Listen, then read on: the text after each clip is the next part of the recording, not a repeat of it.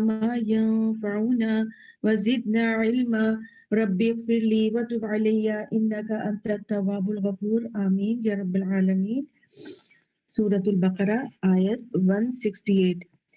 اس سے پہلے ہم نے توحید کا بیان پڑھا تھا، وَإِلَٰهُكُمْ إِلَٰهٌ وَاحِدٌ، اس کے متعلق پڑھا تھا کہ الہ یعنی اللہ ہی ہے جس کی ہمیں عبادت کرنی ہے، اس کے ساتھ کسی کو بھی شریک نہیں کرنا۔ پھر ہم نے پڑھا تھا کہ اللہ تعالیٰ نے جو ہے وہ آسمان اور زمین اور اسی طرح دن اور رات اور کشتیوں کے نشانیاں یہ اللہ تعالیٰ نے ہمارے لیے مسخر کیے، کیوں کہ ہم عقل سے کام لیں اور عقل سے کام لے کر اپنے رب کو پہچانیں۔ اور اس کے علاوہ ہم نے یہ بھی پڑھا تھا کہ اللہ نے جو اتنی نعمتیں بنائی ہیں اس کے باوجود لوگ کیا کرتے ہیں، کسی اور کو اپنا مددگار بنا لیتے ہیں۔ اور ایمان والے کیسے ہوتے ہیں کہ والذین آمنوا اشد حبا للہ، کہ وہ اللہ کی محبت میں شدید ہوتے ہیں۔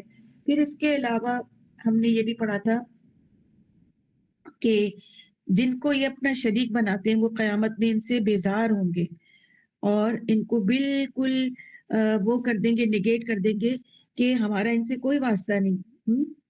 لیکن ان کے لیے جو شریک بناتے تھے، ہولڈ کریے گا،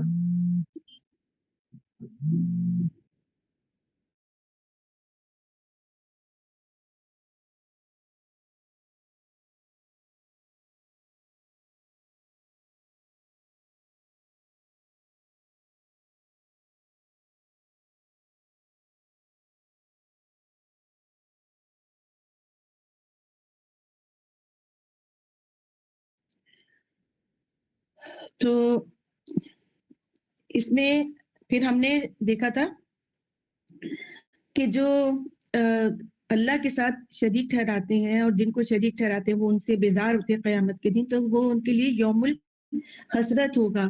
وہ جو قربانیاں کرتے تھے اپنے بتوں پر اور جو چڑھاوے چڑھاتے تھے اور جو چادریں چڑھاتے تھے بزرگوں کے مزار پر اور ان کے لیے جو ہے وہ جھوٹے سجدے کیا کرتے تھے، وہ سب ان کے لیے حسرت بن جائے گا اور بڑی سخت سزا ہے کہ وما ہم بخارجین من النار، کہ وہ آگ سے نہ نکل پائیں گے۔ پھر اسی طرح سے یا ایھا الناس کلوا، آج ہم یہ والی آیت شروع کریں گے۔ اعوذ باللہ من الشیطان الرجیم۔ یا ایھا الناس کلوا مما فی الارض حلالا طیبا ولا تتبعوا خطوات الشیطان انہ لکم عدو مبین۔ اے لوگو تم کھاؤ، یعنی یہاں پہ لوگوں سے مخاطبت ہے، اے لوگو تم کھاؤ مما اس سے جو فی الارض حلالا طیبا، فی الارض زمین میں، حلالا حلال، طیبا پاک، ولا اور نہ تتبعوا پیروی کرو خطوات شیطان قدم شیطان کے، انہو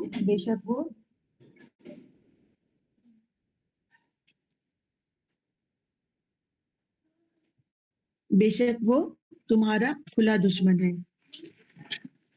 یہاں پر تمام تر توحید کے دلائل دینے کے بعد جو بتایا گیا ہے کہ اب ایک مومن کی زندگی کا شعار کیسا ہونا چاہیے، اور مومن کی زندگی میں ظاہر ہے مومن کے علاوہ بھی تمام انسانیت کی زندگی میں غذا کی، کھانے کی بہت بڑی اہمیت ہوتی ہے۔ وہ زندگی میں نہ صرف زندگی میں بلکہ انسان کے کردار میں بھی بہت اثر انداز ہوتی ہے کہ اے لوگوں زمین میں جو حلال پاکیزہ چیزیں ہیں وہ کھاؤ۔ کیا کہا گیا ہے؟ کھانے کا کہا گیا ہے کہ کھاؤ، ان سے جو ہے وہ بیزاری اختیار نہ کرو اور اللہ کی نعمتوں کو کھاؤ۔ جو چیزیں انسان کے لیے پیدا کی گئی ہیں وہ چیزیں انسان کھائے۔ اس میں کوئی مذہبی تقدس نہیں ہے کہ انسان اپنے آپ کو بھوکا یا اپنے آپ کو بہت زیادہ پرہیزگار ظاہر کرنے کے لیے کہہ دے کہ بھائی میں یہ سب چیزیں نہیں کھاتی، بس ایسی سوکھی روٹی ہے یا ایسی بس میں تو پیٹ بھرنے کے لیے کھاتی ہوں، اور اپنے آپ کو بہت زیادہ پرتقدس بنانے کے لیے اس طرح کی لفاظی نہیں کرنا چاہیے، کیونکہ اللہ کا حکم ہے کیا ہے کہ کھاؤ، کلو کھاؤ، امر کا صیغہ ہے۔ اس لیے کھانا کھانا چاہیے اور کھانے میں نخرے بھی نہیں کرنا چاہیے. تو لوگوں سے مخاطبت ہے، صرف ایمان والوں سے نہیں، کیونکہ ایمان والوں کے لیے ہی نہیں ہوتا کھانا تو سب کے لیے ہوتا ہے. اور وہ کیا ہے کہ تم کھاؤ اس میں سے جو زمین میں ہے حلالن طیبا، جو بھی زمین میں پیدا ہوتا ہے، جو پیداوار ہے زمین کی وہ، اور جتنے بھی مویشی جانور تمہارے لیے حلال کیے گئے وہ سب کھاؤ. لیکن کھانے کے ساتھ ساتھ 2 شرطیں لگا دی. نمبر 1 حلالن اور نمبر 2 طیبن. ٹھیک ہے، تو 2 شرائط کے ساتھ مومن کا اور یا تمام لوگوں کا کھانا ہے. ان 2 شرائط پر وہ اترتے ہیں تو وہ کھانا ان کے لیے فائدے مند ہوگا. اور حلال کا مطلب کیا ہے کہ جس میں باطنی بھی صفائی ہو. حلال کو حرام نہیں کر سکتے انسان. یہ اللہ ہی کا کام ہے کہ اس نے کن کن چیزوں کو حرام ٹھہرایا اور کن کن چیزوں کو حلال ٹھہرایا ہے. تو انسان اللہ کی نعمتوں کو کھائے جو اللہ نے انسان کے لیے پیدا کی ہیں، اور اس میں حلال جو ہے وہ کھائے. یعنی حلال سے مراد وہ کھانا ہے جو کہ تمام اللہ تعالیٰ نے حلال کیا ہے. یعنی حلال ہو وہ، اس میں کوئی حرام شے نہ ہو. حلال اور حرام کا دائرہ جو ہے وہ اللہ تعالیٰ نے قرآن میں ہی معین کیا ہے، اور اس کے بعد رسول صلی اللہ علیہ وآلہ وسلم کی احادیث سے بھی ہمیں پتہ چلتا ہے کہ کیا کیا حلال ہے اور کیا حرام ہے. حلال کا دائرہ بہت وسیع ہے اور حرام میں چند ہی چیزیں ہیں. تو صرف ظاہری صفائی نہ ہو. طیب میں پھر کیا آتا ہے؟ ایک تو حلال، پھر دوسرا طیب. تو طیب آتا ہے جس میں ظاہری صفائی بھی ہو، دیکھنے میں بھی اچھا لگے، خوش ذائقہ بھی ہو، اور طبیعت اس کو لینے پر آمادہ ہو. جس کے مطلب ایسا کھانا ہو جو طبیعت خوشی سے کھائے، طبیعت میں گرانی نہ ہو، اور اس کا بھی حقیقی معنوں میں پاک اور صاف ہونا ضروری ہے. طیب میں بھی نیوٹریشن یعنی غذائیت سے بھرپور ہو، صاف ستھرا ہو، اور پاک صاف ہو، اور دیکھنے میں بھی عمدہ معلوم ہو. اور یہ معیار شریعت مقرر کرے گی کہ کیا پاک ہے اور کیا ناپاک ہے. جیسے کہ قرآن کریم میں سورۃ النحل آیت نمبر 116 میں آتا ہے وَلَا تَقُولُوا لِمَا تَصِفُ أَلْسِنَتُكُمُ الْكَذِبَ هَذَا حَلَالٌ وَهَذَا حَرَامٌ لِتَفْتَرُوا عَلَى اللَّهِ الْكَذِبَ، کہ تم یہ نہ کہو تمہاری زبانیں جھوٹ کے یہ حلال ہے اور یہ حرام ہے، تاکہ تم اللہ پر جھوٹ کرو. تو کسی چیز کو اپنی زبان سے جھوٹ موٹ نہ کہہ دیا کرو کہ یہ حلال ہے اور یہ حرام ہے، تو اور اللہ پر جھوٹ بہتان نہ باندھ دیا کرو. حلال اور حرام کا اختیار صرف اور صرف اللہ کو ہے، اور اس میں کسی بھی قسم کی ہیلہ سازی نہیں کر سکتا انسان. جیسے کہ حدیث سے بھی ہمیں ظاہر ہوتا ہے، بخاری کی یہ حدیث ہے کہ قیامت کے قریب میری امت میں سے کچھ ایسے لوگ پیدا ہوں گے جو شراب کا کوئی دوسرا نام رکھ کر اس کو حلال بنا لیں گے. کیونکہ شراب تو پینی ہے، اب اس کو حلال بھی ظاہر کرنا تو اس کا نام ہی بدل دیں گے. تو یہ ہوتی ہے ہیلہ سازی، جو کہ قطعاً منع ہے. اور طیب میں جو ہے طیب میں بھی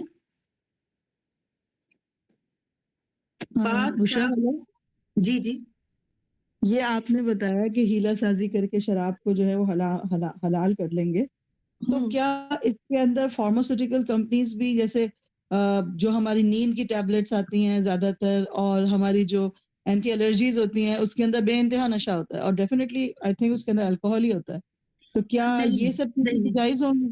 نہیں دیکھیے، اچھا، جو آپ کی عقل کو، شراب کو عربی میں کیا کہتے ہیں؟ خمار. ٹھیک ہے، خمار.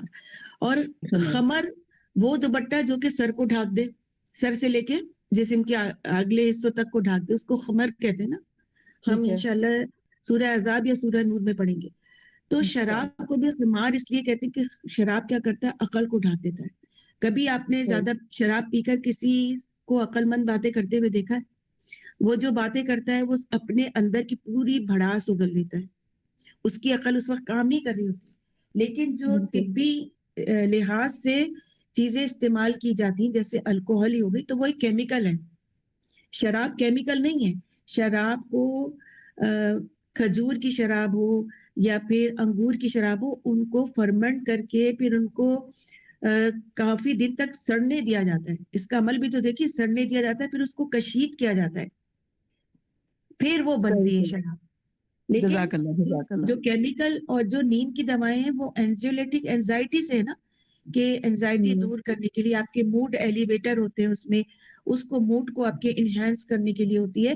تو یہ ایک بالکل الگ چیز ہے, اس کو ہم ٹھیک. حرام کے زمرے میں بالکل بھی نہیں لا سکتے. جزاک اللہ خیر جزاک اللہ خیر. بالکل الگ ہے. ٹھیک ہے. لیکن باجی جو لوگ گندی والی پیتے ہیں شراب, شراب گندی ہی ہوتی ہے, اچھی والی بھی کوئی ہوتی ہے کیا؟ نہیں, اصلی جو ہوتی ہے وہ مطلب خالص جو ہوتی ہے, ایک تو ایک دوسری بھی ہوتی ہے نا, نمبر 2. نہیں, مجھے اس کا نہیں پتا اچھی اور نہیں، وہ گندی. اس کو مجھے یہ تو بس یہی پتا ہے کچی کہ شراب کو شراب بول جو رہی ہے بسما. یہ وہ میرا خیال ہے کچی کچی شراب شراب کو کی بول رہی ہے, بات جو کر کچی رہی ہیں. شراب ہوتی ہے نا, ایک اس کو کہہ رہی ہیں یہ نمبر 2. ساری ہی شرابیں خراب ہوتی ہیں, کسی کو بھی نہیں. یہی میں آپ کو بتا رہی ہوں نا کہ رسول صلی اللہ علیہ وسلم نے کیا فرمایا کہ قیامت کے دن میرے امت میں سے کچھ لوگ ایسے ہوں گے جو شراب کا کوئی دوسرا نام لکھیں, یعنی شراب کی بھی خوبی بتا دیں گے. ذرا پلیز 1 منٹ ہولڈ کریے گا.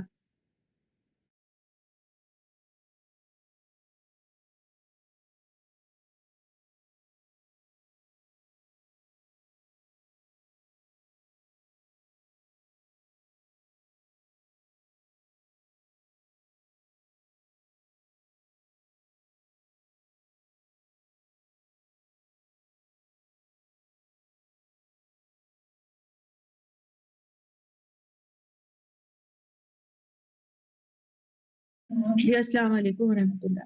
اچھا, تو کوئی سی بھی شراب ہو وہ حرام ہے. اچھا, اب اس میں عائشہ یہ جو خالہ، حدیث, جی اس میں جیسے شراب کی یہ بات کری نا, گندی شراب اور اچھی میں شراب والی سمجھ گئی, وہ جو بھٹی میں سڑا کے وہ کر کے بناتے ہیں نہیں نہیں عموماً نہیں. صرف. ایک جیسے اب شراب کی ایک قسم میں آتا ہے ریڈ وائنس, اس کے اندر نشہ نہیں ہوتا بٹ الکوہول ہوتا ہے ویری اسمال اماؤنٹ, تو وہ تو حلال نہیں ہو سکتی. لیکن اس کا پروسیس وہی ہے, چاہے وہ کتنی ہی اوکے. اچھے طریقے سے بنی ہو, لیکن اس میں جو ایک فرمنٹیشن کا عمل ہوتا ہے نا, سڑا کے اور گلا کے, جیسے کھجور کی اور انگور کی بنتی ہے, پھر اس کو وہ مزید ریفائن کر لیتے ہوں گے کہ بھائی اس میں نشہ نہ ہو تاکہ لوگ کام کرتے رہیں. یہی ہے نا ہیلا سازی. کسی کو, یس, یہی بات میں آپ کو کہنا چاہ رہی تھی ہاں کہ اس یہی ہے طرح کر ہیلا کے وہ, سازی. جی جی جی جی, بس ٹھیک جی ہے. عموماً لوگ آفیسز وغیرہ میں رکھتے ہیں شراب کی بوتل, کہ ایسا نہ ہو کہ ہماری عقل بھی جاتی رہے اور ہم کوئی کام نہ کر سکیں, تو وہ اس طرح کی بہت ہی ہائی کوالٹی کی, اچھی کوالٹی کی شراب پی سکیں, اور اس کو وہ دوسرا نام یا دوسری کیمیکل اس میں کانفیگریشن کر لیتے ہیں, کیمیکلی اس کو کچھ انڈیوس کر کے اس کو ایکٹیو کر دیتے ہیں. تو یہ سب ہیلا سازی ہے. شراب حرام ہے تو حرام ہے. کیا ہوا تھا جب 3 حکم کے بعد مدینے میں کیا ہوا تھا, مدینے کی گلیوں سے شراب کی بو آنے لگی, سب نے اس طرح, اور کیچڑ ہو گیا شراب سے, سب نے بہا دی شراب. تو یہ ہے حرام.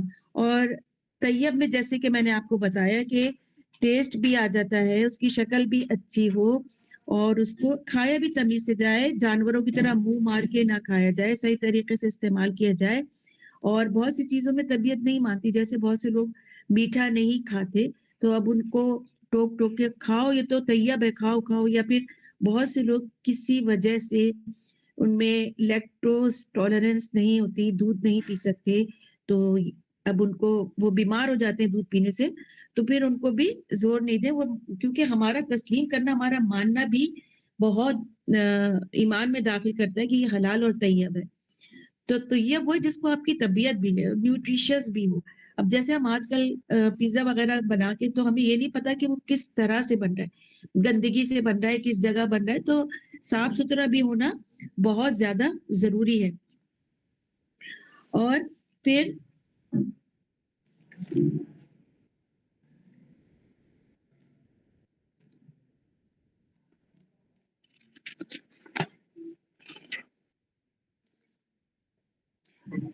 اس میں یعنی جو مخلوق ہے اس کی روزی کا دار و مدار بھی انہی کھانے پینے کی چیزوں میں ہے. تو اللہ تعالیٰ فرماتے ہیں کہ رزق حلال کھاؤ، میرا احسان نہ بھولو کہ میں نے تم پر پاکیزہ چیزیں حلال کی، یعنی جو حلال کی اللہ نے وہ پاکیزہ بھی ہیں، وہ طیب بھی ہیں، جو تمہیں لذیذ بھی لگے اور مرغوب بھی ہوں، اور جسم کو تمہارے ضرر نہ پہنچائے، نہ ہی تمہاری عقل کو ضائع کرے، وہ ساری چیزیں تم کھاؤ۔ تو کھائیں خوب اچھی طرح سے، لیکن پیٹ کو پیٹ سمجھ کر کھائیں۔ پھر فرمایا کہ وَلَا تَتَّبِعُوا خُطُوَاتِ الشَّيْطَانِ، کہ شیطان کے قدموں کی پیروی نہ کرو۔ پیروی نہ، خطوات یعنی قدموں کی، یعنی قدم کہتے ہیں نا، یہ کہتے ہیں نا ہم کہ میری اولاد آپ کے قدموں پر چلے، آپ کے نقش قدم پر چلے، تو وہ یہ شیطان کے نقش قدم پر نہ چلے۔ تو بہت سے ایسے لوگ، اس میں یہ بھی ذکر آتا ہے وَلَا تَتَّبِعُوا خُطُوَاتِ الشَّيْطَانِ، کہ اللہ تعالیٰ روکتے ہیں کہ شیطان کی راہ پر نہ چلو، جس طرح اور لوگوں نے اس کی چال چل کر بہت سی حلال چیزوں کو اپنے اوپر حرام کر لیا۔ یہ بھی شیطان کی چال ہے کہ حلال چیزوں کو اپنے اوپر حرام کر لینا۔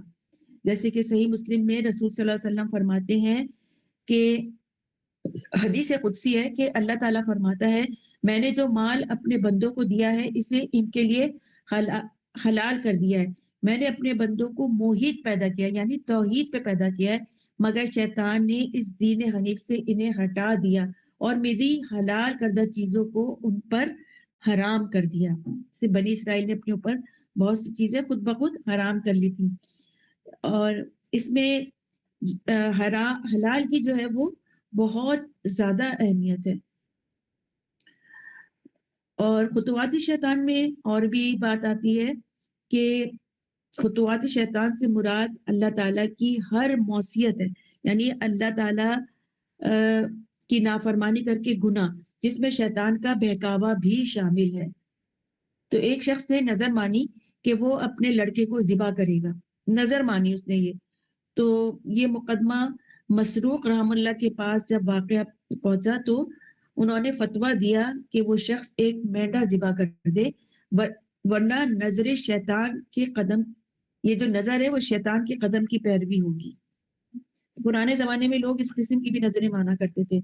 اسی طرح حضرت عبداللہ بن مسعود ایک دن بکری کا پایا نمک لگا کر کھا رہے تھے، تو ایک شخص جو آپ رضی اللہ تعالیٰ عنہ کے پاس بیٹھا ہوا تھا وہ ہٹ کر دور جا بیٹھا، تو آپ رضی اللہ تعالیٰ نے فرمایا کھاؤ، اس نے کہا میں نہیں کھاؤں گا۔ آپ نے پوچھا کیا روزے سے ہو؟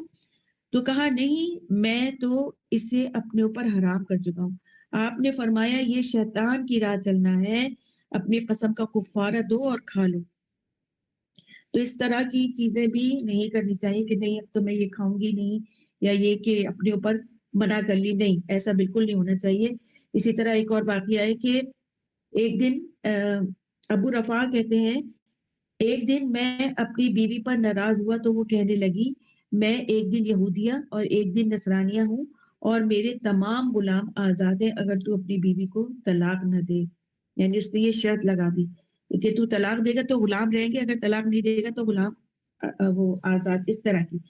اب حضرت عبداللہ بن عمر کے پاس مسئلہ پوچھنے آیا تو اس صورت میں کیا کیا جائے، تو آپ نے فرمایا اس نے شیطان کے قدموں کی پیروی کی ہے، غلط قسم کھائی نا، اور چیزوں کو غلط اس میں لے گئی وہ کہ یہودیہ بننا کیا ہوتا ہے مومن کا، ایک حرام طریقہ ہے نا، یا نصرانی بننا۔ پھر یہ جو تھے حضرت زینب بنت ام سلمہ کے پاس یہ مسئلہ لے گئے، اس وقت مدینے میں ان سے زیادہ بہت یہ فقیہ خاتون تھی، علم جانتی تھی، جب ان سے یہ مسئلہ پوچھا گیا تو انہوں نے بھی یہی جواب دیا۔ پھر ایک اور ابن عمر کے پاس لے جائے گا، انہوں نے بھی یہی فتویٰ دیا۔ حضرت ابن عباس کا فتویٰ ہے کہ جو قسم غصے کی حالت میں کھائی جائے اور جو نظر ایسی حالت میں مانی جائے وہ شیطانی قدم کی تابع داری ہے۔ خطوات شیطان میں کیا آ گیا؟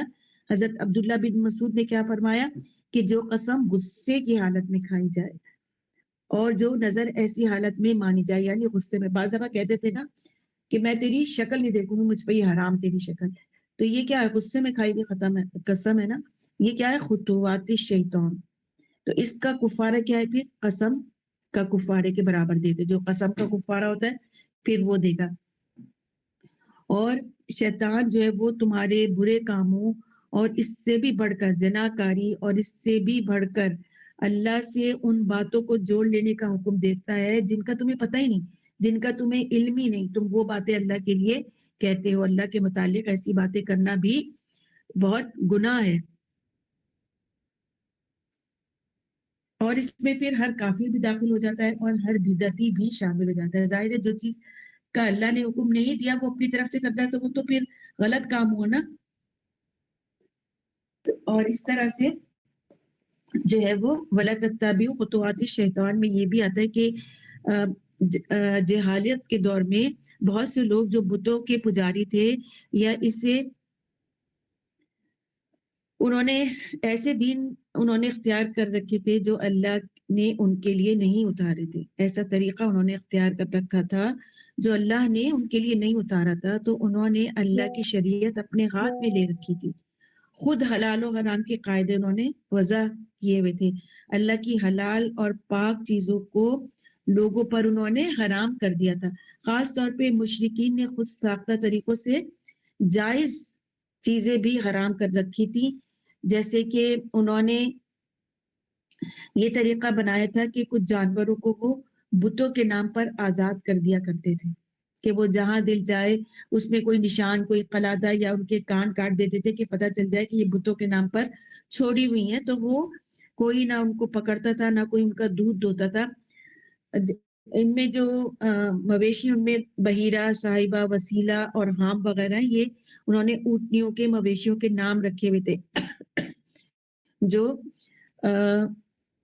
بتوں کے نام پہ چڑھاوے چڑھا دیتے ان جانوروں کے، یا پھر ان کو چھوڑ دیا کرتے تھے۔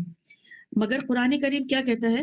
ما جعل اللہ من بحیرۃ ولا صائبۃ ولا وسیلۃ ولا حام ولکن الذین کفروا یفترون علی اللہ الکذب واکثرهم لا یعقلون۔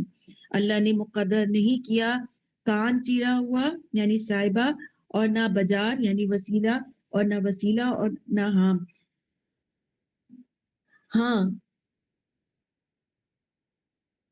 ہاں لوگ اللہ پر جھوٹ اور افترا باندھتے ہیں اور ان میں سے اکثر بڑے بے عقل ہیں۔ اسی طرح سورہ مائدہ آیت 103 میں آتا ہے اور سورہ انعام میں، یہ جو میں نے سنائی تھی آپ کو آیت، یہ مائدہ 103 کی تھی۔ سورہ انعام میں آتا ہے کہ وَحَرَّمُوا، اور انہوں نے حرام کر دیا، ما رزقکم اللہ، جو اللہ نے ان کو بطور رزق دیا تھا، افتران علی اللہ کذب، اللہ پر جھوٹ گھڑتے ہوئے۔ جو چیز اللہ نے نہیں حرام کی انہوں نے حرام کر لی، اور جو حلال تھی وہ حلال کر دی، یہ اللہ پہ جھوٹ کرنا ہوا نا۔ ایک اور جگہ آتا ہے قل ارائیتم، کیا آپ نے دیکھا، ما انزل اللہ من رزق، کیا تم نے دیکھا کہ اللہ نے جو رزق تم پر نازل کیا، فجعلتم منہ حلالا و حراما، کہ تم نے اپنے پاس سے حرام اور حلال کر رکھا ہے۔ یہ سورہ یونس آیت 59 ہے۔ تو یہ کوئی ایک چھوٹا مسئلہ نہیں ہے، بہت بڑا مسئلہ ہے، بہت زیادہ بڑا مسئلہ ہے، اور یہ بڑی تیزی سے ہو رہا ہے۔ یہ دیکھیں نا آپ، کھانے پینے کی اب کتنی زیادہ احتیاط ہے کہ یہ مارک کوڈ دیکھ لیں، یہ کوڈ نمبر دیکھ لیں، اس میں فلاں پک کی چربی ڈلی ہوئی ہے، اس میں فلاں یہ ڈلا ہوا ہے، فلاں وہ ڈلا۔ تو ان سب چیزوں کو استعمال کر کے حلال کو حرام بنانے کی کوشش کی جا رہی ہے۔ سورہ نحل میں بھی آتا ہے واضح طور پہ، وَلَا تَقُولُوا لِأَلْسِنَتِكُمُ الْكَذِبَ هَٰذَا حَلَالٌ وَهَٰذَا حَرَامٌ لِتَفْتَرُوا لِمَا تَصِفُوا وَلَا تَقُولُوا لِمَا تَصِفُوا لِأَلْسِنَتِكُمُ الْكَذِبَ هَٰذَا حَلَالٌ وَهَٰذَا حَرَامٌ لِتَفْتَرُوا عَلَى اللَّهِ الْكَذِبَ، اور جن کے بارے میں تمہاری زبانیں جھوٹ بولتی ہیں، یہ نہ کہو کہ یہ حلال ہے اور یہ حرام ہے، تاکہ تم اللہ پر جھوٹا بہتان، کیا تم اللہ پر جھوٹا بہتان باندھتے ہو؟ تو حلال اور حرام کا اختیار صرف اللہ پر ہے، صرف اللہ پر۔ تو شیطان کے قدموں کی پیروی میں بہت سی چیزیں آتی ہیں، معاملات میں بھی آ جاتا ہے، اور یہاں پہ کیونکہ کھانے پینے کی بات ہو رہی ہے تو کھانے پینے میں بھی شیطانی جو غذائیں ہیں جو کہ انسان کی عقل پر وارد ہوتی ہیں، جو کہ ایون انسان کو بیمار کر دیتی ہیں، وہ بھی آتا ہے۔ اور پھر فرمایا کہ شیطان تمہارا کھلا دشمن ہے، کھلا ہی دشمن ہے نا۔ قرآن نے کھول کھول کے سب کچھ شیطان کے بارے میں بتا دیا کہ وہ انتہائی عبادت گزار تھا، لیکن پھر اس نے اللہ کی نافرمانی کر کے اللہ سے کیا کہا کہ رہتی دنیا تک تیرے بندوں کو بہکاؤں گا. یہ کوئی ڈھکی چھپی تو بات نہیں ہے، وہ ہے کھلا دشمن. تو اس کو دشمن سمجھو، شیطان کو دشمن سمجھو. اور پھر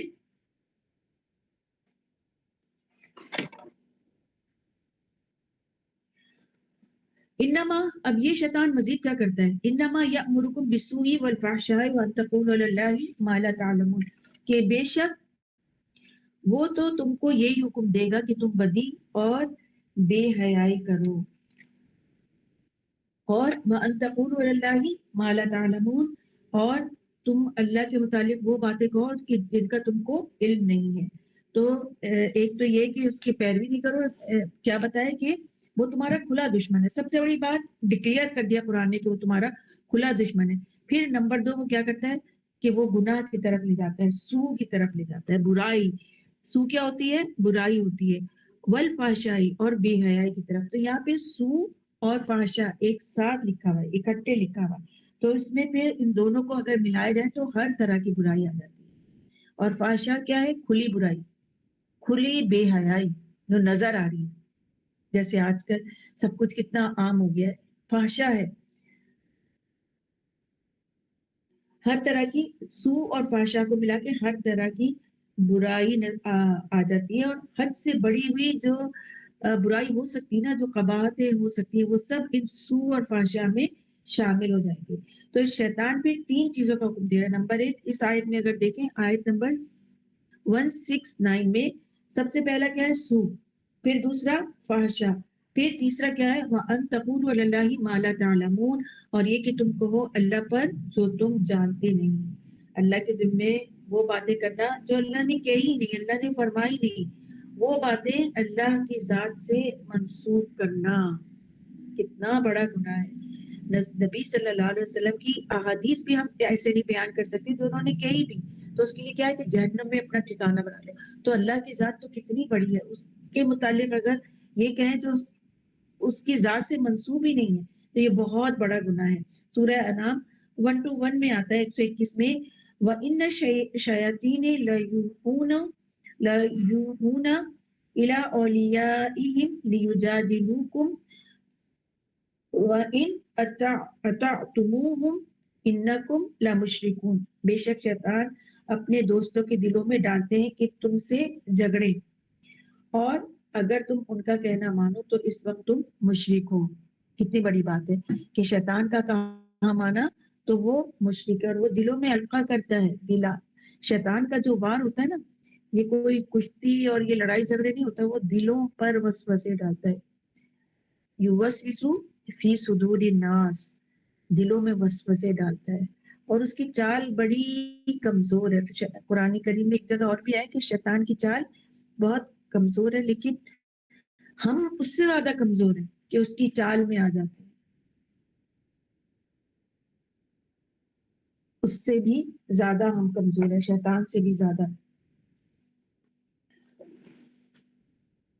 اور پھر یہاں پر یہ آیت نمبر 168 دیکھیں کہ حلال کھانے کی بہت بڑی فضیلت ہے.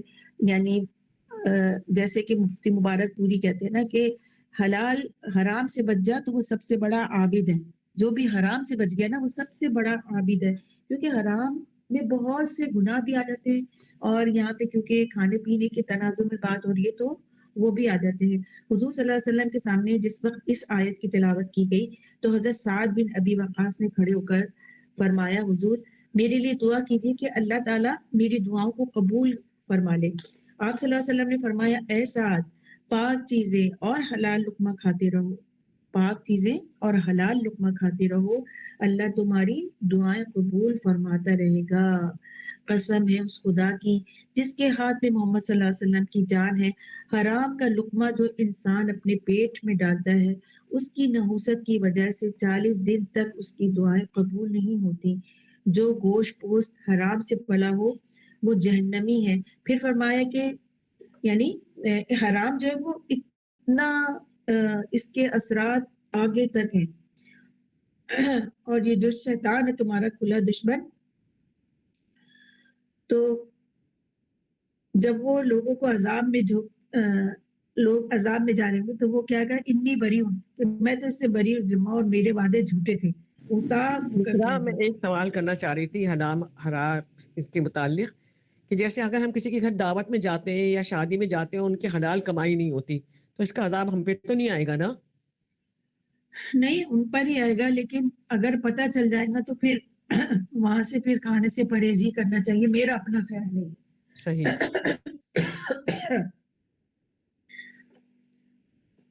فتتخذون ذریات اولیاء، کیا تم اسے اور اس کی اولاد کو اپنا دوست سمجھتے ہو، یعنی شیطان کو اور اس کی اولاد کو اپنا دوست سمجھتے ہو، حالانکہ وہ تمہارا حقیقتاً بہت بڑا دشمن ہے، اور اس کو دشمن سمجھو، کیونکہ وہ برائی پہ اکساتا ہے، فحاشی پہ اکساتا ہے، اور اللہ کے متعلق وہ باتیں کہلواتا ہے جو کہ ہے ہی نہیں، جو اللہ کی ذات سے منسوب ہی نہیں ہے۔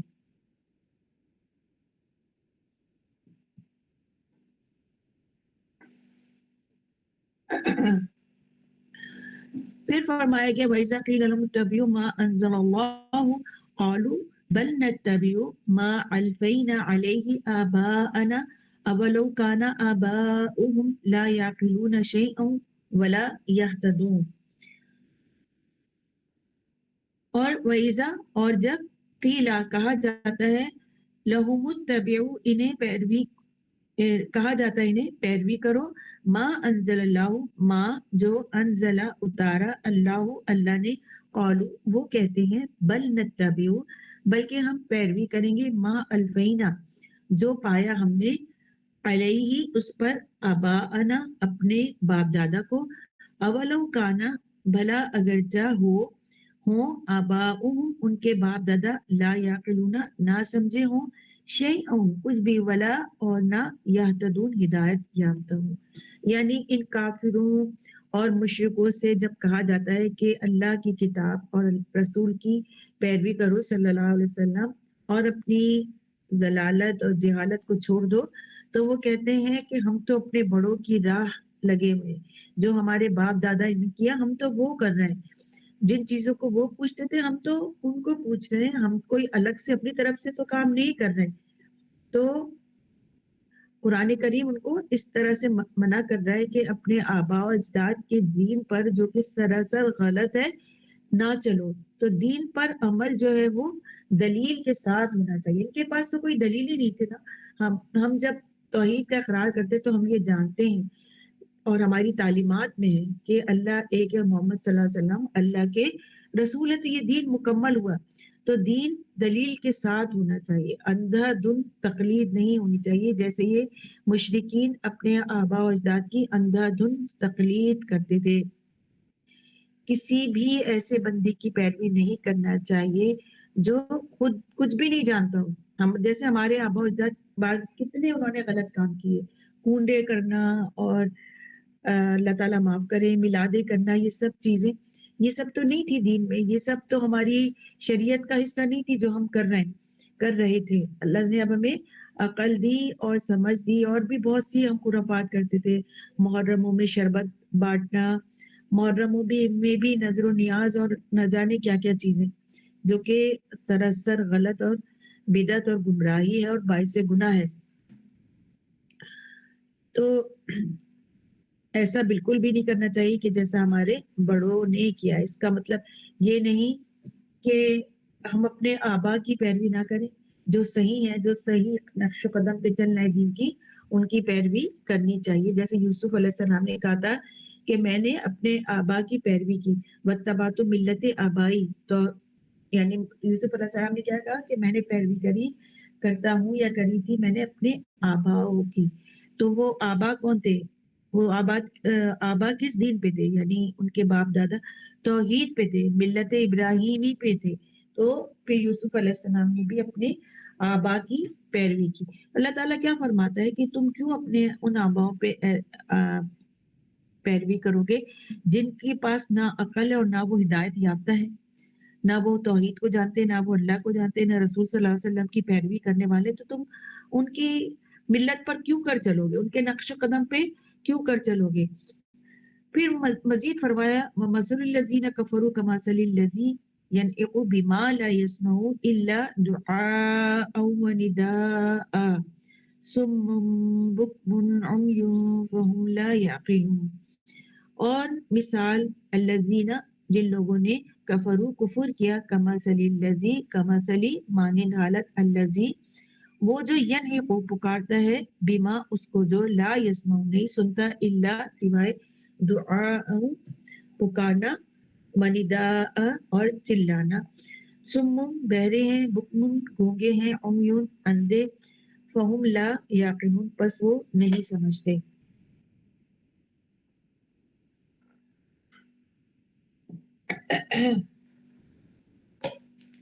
تو اس میں جو ہے یعنی اس میں مزید فرمایا ہے کہ یہ جو لوگ ہیں جن لوگوں نے کفر کیا کفر کو اپنا بنا لیا اور یعنی حق کی ان کو دعوت دی گئی اور لیکن اس کے باوجود انہوں نے کفر کو اپنا لیا تو ان کی مثال ایسی ہے جیسے کہ کوئی شخص ان جانوروں کو زور زور سے بلائے جو ہاں کے پکارے اس کے کہنے پہ چلے. جیسے ایک گڈریا ہوتا ہے نا بکریوں کو ساتھ ساتھ لے جاتا ہے ان بکریوں کو پتہ ہی نہیں کہ وہ کہاں جا رہے ہیں. تو اسی طرح وہ لوگ جو عقل نہیں رکھتے وہ اپنے آبا کے دن پہ ایسے چل رہے ہیں جیسے کہ بکریاں بغیر سوچے سمجھے جا رہی ہوتی نا وہ بھی بغیر سوچے سمجھے اپنے آبا و اجداد کی پیروی میں لگے رہتے ہیں.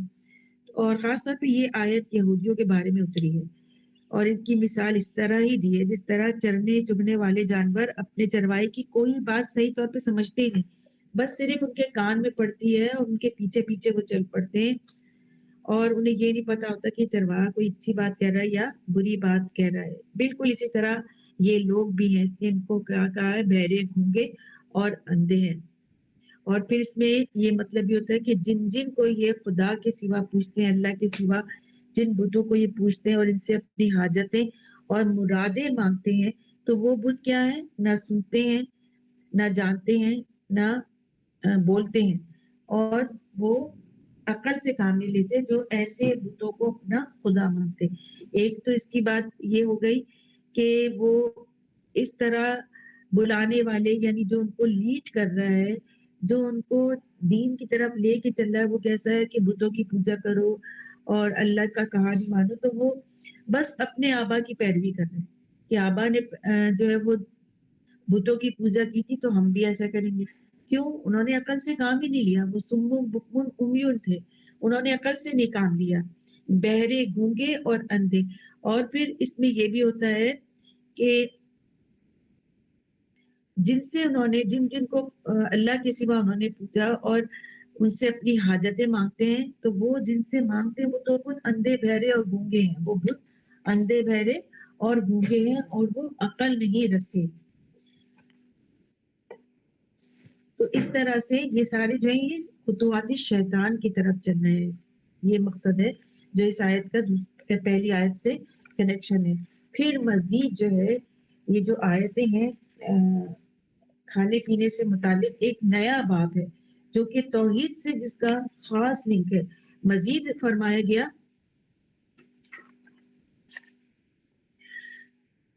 کہ یا ایھا الذین آمنوا کلوا من طیبات ما رزقناکم واشکروا للہ ان کنتم ایاہ تعبدون. پہلے کیا تھے کافروں کی جماعت حق کی بات سننے سے بہری گونگی اور اندھی تھی بے زبان تھی حق کے راہ چلنے سے اندھی تھی کوئی عقل و فہم نہیں رکھتی تھی. اور ان کے متعلق قرآن کریم میں مزید آیا کہ سم بکم فی الظلمات کہ وہ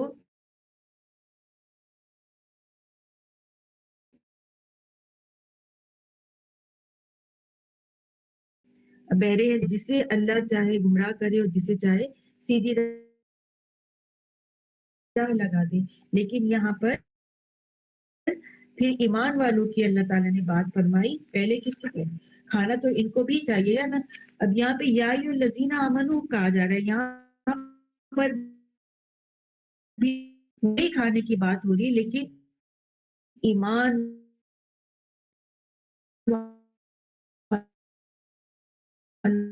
سے مخاطبت ہے. یا للہ ان کنتم ایاہ تعبدون یا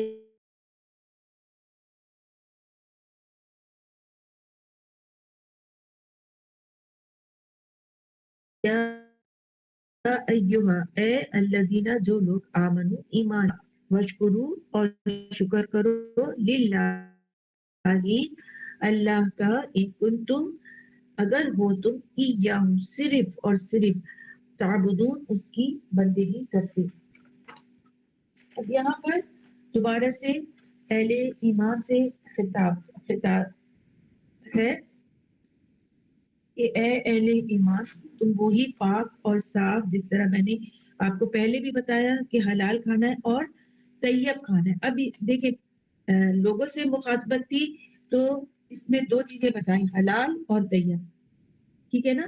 تو لوگوں کو جب اپنے لیے کھانا چننا ہے پوری دنیا کی عوام الناس سے مخاطبت ہے تو حلال اور طیب ہو, لیکن جب ایمان والے سے مخاطبت ہے تو کیا ہے کلو من طیبات کہ تم کھاؤ پاکیزہ چیزوں میں سے.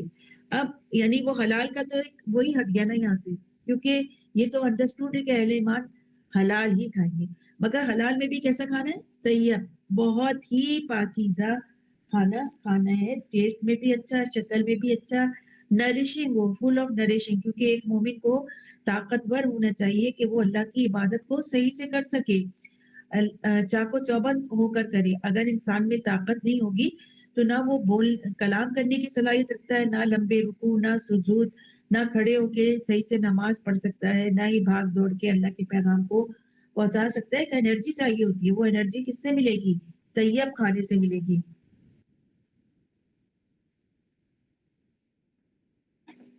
تو پھر یا ایھا الذین آمنو اے ایمان والو جو پاکیزہ چیزیں ہم نے تمہیں بطور رزق کے طور پہ عطا کی ہیں ان میں سے جو چاہو کھاؤ, پاکیزہ چیزیں کھاؤ, حلال اور طیب چیزیں کھانے کا حکم دیا گیا ہے.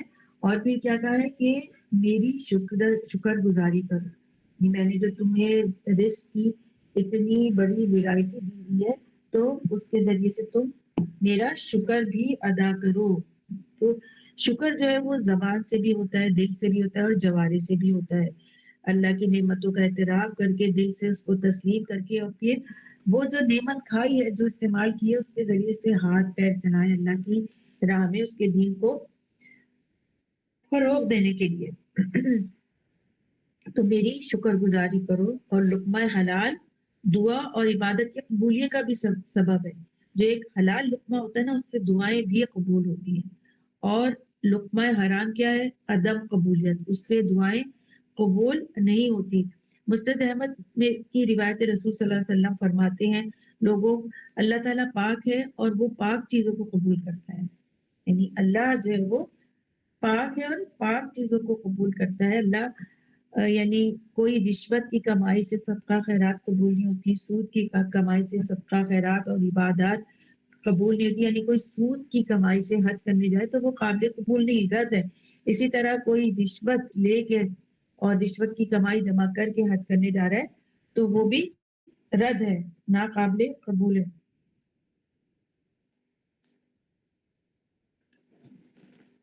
تو اسی طرح سے پھر اللہ تعالیٰ کیا فرماتے ہیں وشکروا للہ, کہ اللہ تعالیٰ کا شکر ادا کرو, نعمت کا اعتراف اور شکر ادا کرو. نعمت ملنے پر جو ہے اس کا شکر ادا کرو.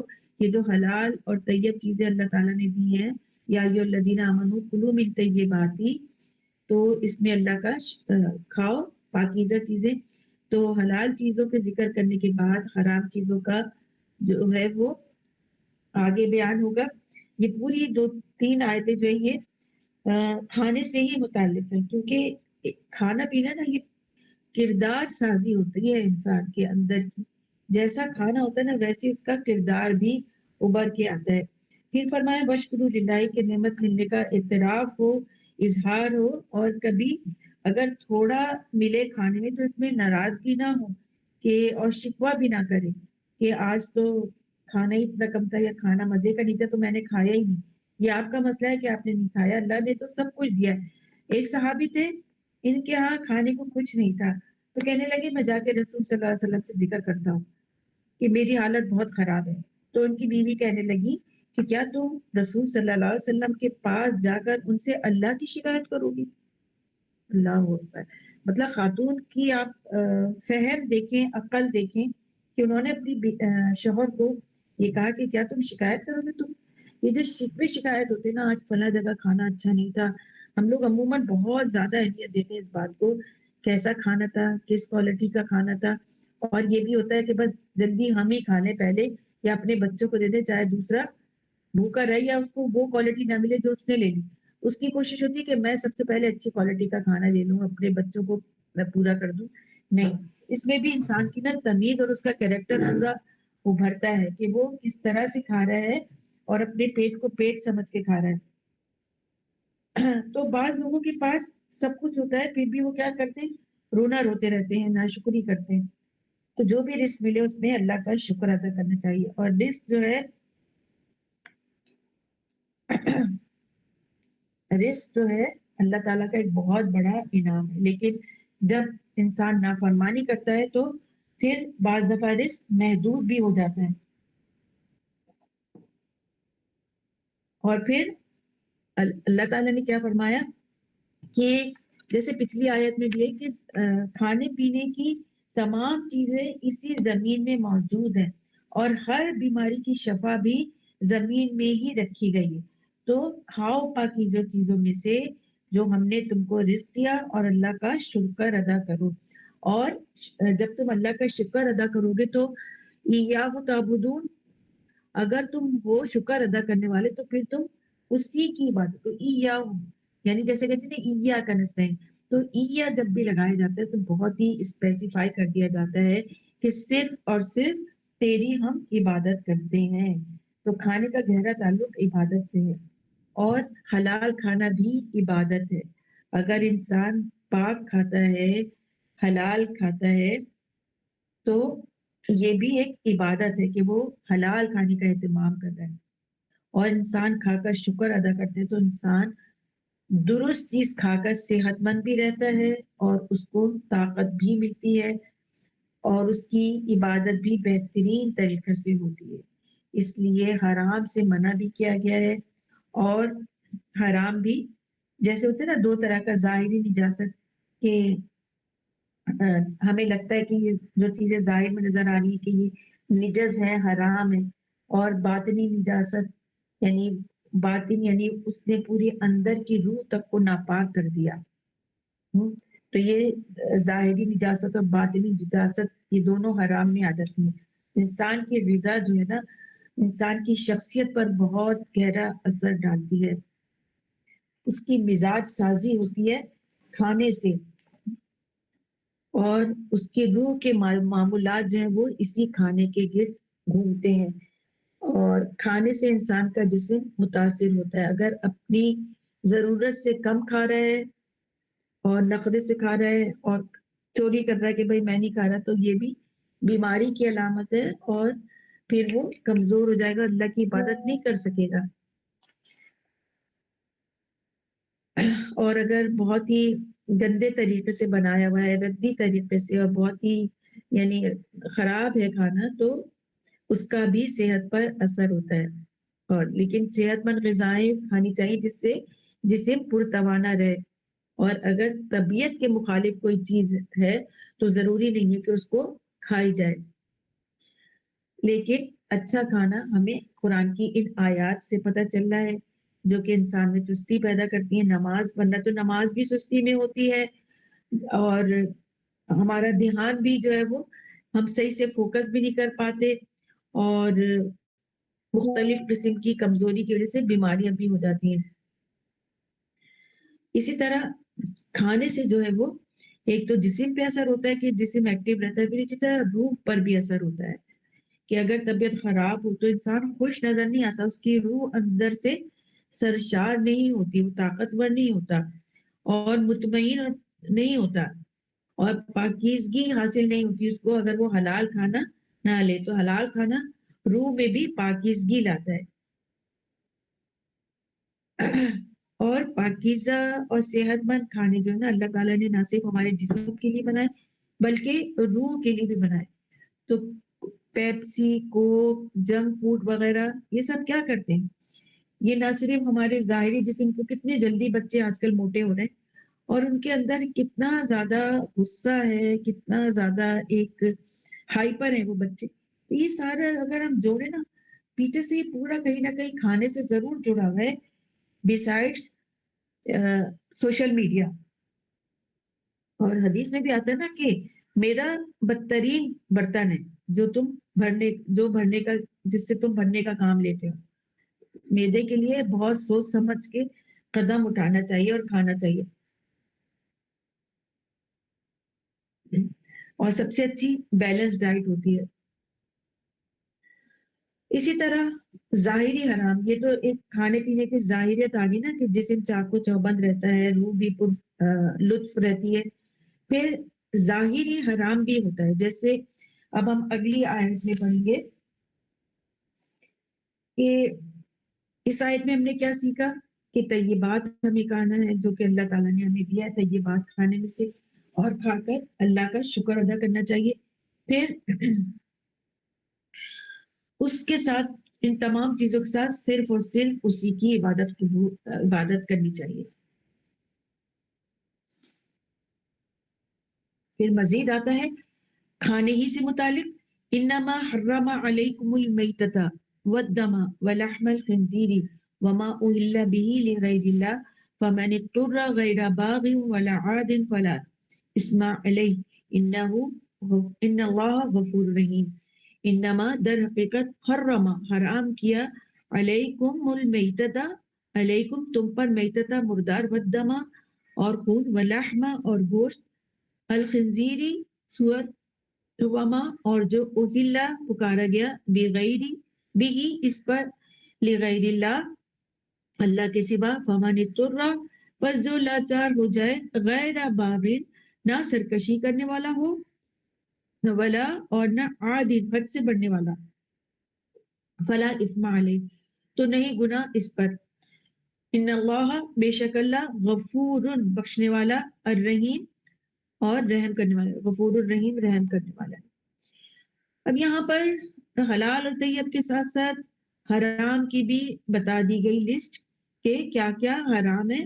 تو اس میں دیکھیں کتنا ہم سورہ مائدہ میں بھی آگے پڑھیں گے حرام اور حلال کے بارے میں. یہاں پر یہ جو چیزیں ہیں، چند چیزیں یہ بتائی گئی ہیں کہ حرام کر دیا اللہ نے کیا کیا تم پر، مردار، ہر طرح کا مردار، والدمہ اور خون، ولحم اور گوشت، کس کا، خنزیر کا، سور کا، وما اہل بھی لغیر اللہ اور جو پکارا گیا اس پر اللہ کے سوا کسی اور کا نام. تو جبکہ تو ان چیزوں میں سے کچھ کھا لے وہ جبکہ اس کا مقصد نہ لذت حاصل کرنا ہو اور نہ وہ ضرورت کی حد سے آگے بڑھے تو اس پر کوئی گناہ نہیں. یقیناً اللہ بخشنے والا اور بڑا مہربان ہے. تو خنزیر، لحم، دمہ یہ سب کیا ہیں؟ اللہ تعالیٰ نے حرام قرار دیے ہیں. اور خنزیر یہاں پر یہ جو فرمایا ہے کہ حلال چیزوں کا ذکر کرنے کے بعد حرام چیزوں کا یہاں پہ بیان ہوا ہے کہ تم مردار جانور کو نہ کھاؤ. مردار کیا ہوتا ہے؟ جو خود مر جائے، اور یا جس کو نمبر 2 ذبح نہ کیا جائے. پہلی بات کیا ہے؟ جو خود مر جائے. نمبر 2 جس کو ذبح نہ کیا جائے، یعنی شرعی طور پہ وہ ذبح نہ ہو، وہ حرام ہے. اور کیسے مرے گا خود؟ یا تو اس کا گلا گھٹ جائے یا کوئی لکڑی یا کوئی ایسا زخم سے جو وہ مر جائے، یا کہیں سے گر کر مر گیا ہو، یا کسی جانور نے سینگ وغیرہ ماری ہو جس سے وہ ہلاک ہو جائے، یا درندوں نے اسے مار ڈالا ہو جیسے ہرن کو کھا لیتے ہیں چیتے وغیرہ. تو یہ سب مردار کیا ہے؟ یہ حرام ہے. یہ سب میتہ ہے اور حرام ہے. لیکن اس میں پانی کے جانور نہیں آتے. پانی کے جانور جیسے مچھلی وغیرہ خود بخود مر جائیں تو وہ حلال ہی ہوں گے. اور جیسے قرآن میں آتا ہے اوہلا لکم سید البحری وطعامہ، کہ تم پہ حلال کر دیا گیا سمندر کا جانور تاکہ تمہارے کھانے کے لیے. جیسے کہ ایک واقعے میں بھی آتا ہے کہ امبر نامی ایک بہت بڑی مچھلی تھی، تو وہ کنارے پر وہ مرا ہوا تھا وہ جانور یعنی وہ مچھلی. تو صحابہ نے اس کو کھایا اور جب حضور کو خبر ہوئی تو آپ نے اس کو جائز قرار دیا اور وہ حضور صلی اللہ علیہ وسلم کے لیے بھی لے کے گئے. اور ایک اور حدیث میں آتا ہے کہ سمندر کا پانی پاک ہے اور اس کا مردار حلال ہے. ایک اور حدیث میں آتے رسول صلی اللہ علیہ وسلم فرماتے ہیں کہ 2 مردے یعنی 2 خون تم پر حلال ہے، مچھلی اور ٹڈی. یہ 2 مردار ہیں، مچھلی مری بھی ہو یا ٹڈی مری بھی ہو تو یہ حلال ہی رہے گی مر کے بھی. اور 2 خون حلال ہے، وہ کون کون سی؟ کلیجی. کلیجی کیا ہے؟ جمع ہوا خون ہے. اور تلی جو ہمارے پیٹ میں ہوتی ہے وہ بھی یعنی جانوروں کے بھی پیٹ میں ہوتی ہے وہ حلال ہے. اس سورہ مائدہ میں انشاءاللہ آئے گا.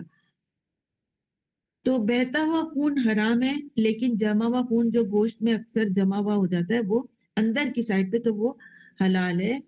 اور جمے ہوئے خون میں کلیجی اور تلی آ جاتی ہے. تو انما حرم علیکم المیتۃ، کہ تم پر حرام کیا گیا مردار. مردار میں نے بتا دیا کہ جو خود مر جائے یا جس کو ذبح نہ کیا جائے.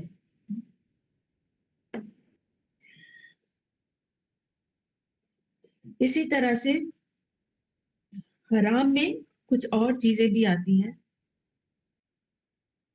ایک تو خنزیر لحم اور دمہ ہے، یہ ہمیں ظاہری نجاست کی طرف لے جاتے ہیں، یعنی ہم حرام ہے یہ ہم دیکھ رہے ہیں ظاہری طور پہ ہمیں نظر آ رہے ہیں، لیکن کچھ باطنی نجاست بھی ہوتی جیسے وما اہل بہ لغیر اللہ، کہ ایسا جانور ذبح کیا جائے کہ جس کے اوپر دوسروں کا نام لیا جائے، جیسے داتا گنج بخش کے نام پہ بکرا ذبح ہو رہا ہے، وہ خواجہ اجمیر کشمیری کے نام پر اور اس طرح سے دوسرے پر. اسی طرح سے حرام میں اور کیٹیگری بھی آ جاتی ہے. سود رشوت جو ہے یہ باطنی نجاست ہے، اس کی کمائی سے جو ہے وہ یہ باطنی نجاست ہے. اور یہ چیزیں جو حرام کی دل سخت کرتی ہیں، اللہ سے دوری پیدا کرتی ہیں، اور عبادت میں ان کی وجہ سے دل نہیں لگتا اور اللہ کا قرب بھی حاصل نہیں ہوتا. اگر انسان عبادت کی طرف رغبت نہ پائے تو کیا کرے؟ وہ پہلے اپنے لقمے کو چیک کر لے، جو لقمہ اس کے منہ میں جا رہا ہے نا کیا وہ حلال اور پاک ہے. تو یہ بڑا عبادت پر بھی اثر ڈالتی ہیں یہ حرام اور حلال اشیاء.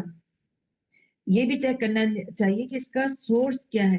حضرت ابو ہریرہ فرماتے کہ نبی صلی اللہ علیہ وسلم نے فرمایا، اے لوگو اللہ پاک ہے اور صرف پاک مال قبول کرتا ہے. اللہ صرف پاک مال قبول کرتا ہے. اور اللہ تعالیٰ نے مومنوں کو بھی اس بات کا حکم دیا ہے جس بات کا رسولوں کو حکم دیا ہے. لہذا فرمایا ہے کہ اے پیغمبروں پاک چیزیں کھاؤ اور نیک عمل کرو. مومنوں کو بھی، ایمان والوں کو بھی کیا حکم دیا کہ پاک اور حلال چیزیں کھاؤ، اور اپنے پیغمبروں کو بھی حکم دیا کہ پاک چیزیں کھاؤ اور نیک عمل کرو. اور فرمایا کہ اے ایمان والو پاکیزہ چیزیں کھاؤ جو ہم نے تمہیں دی ہیں. پھر نبی صلی اللہ علیہ وسلم نے فرمایا کہ ایک شخص کا ذکر کیا جو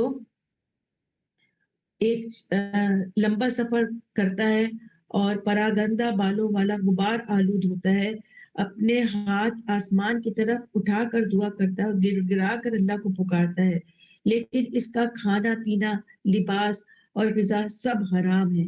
اس لیے اس وقت کی ایسی دعا بھی قبول نہیں ہوگی.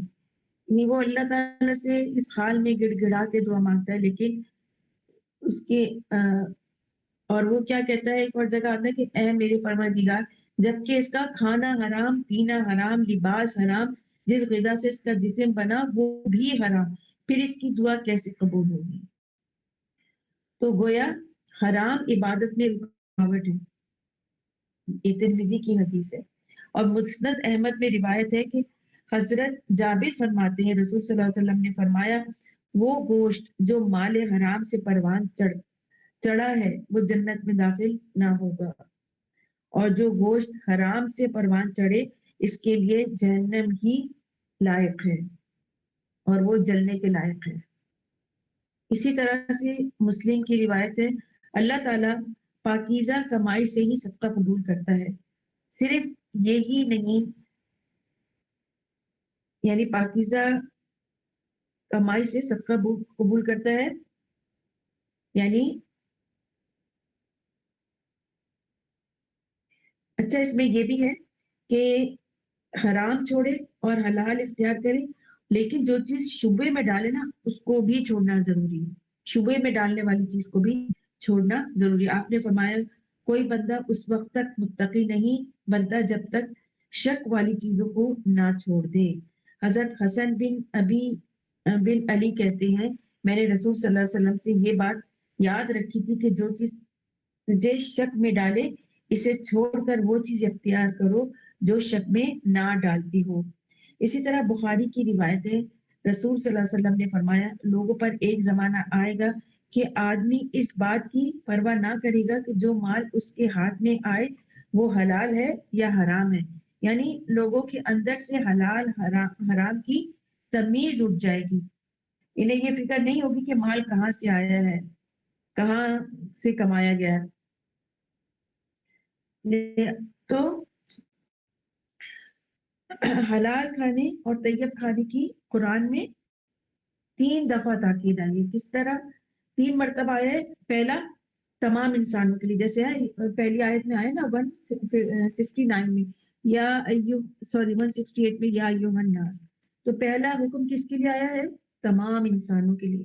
دوسرا یہ والا حکم یا ایھا الذین آمنوا، یعنی تمام ایمان والوں کے لیے ذکر آیا. اور تیسرا حکم یا ایھا الرسول، تمام رسولوں کے لیے پاکیزہ. تو یہ حرمت والی چیزیں کس کس کے لیے آئی ہیں؟ تمام انسانوں کے لیے. پھر نمبر 2 تمام ایمان والوں کے لیے. نمبر 3 تمام رسولوں کے لیے.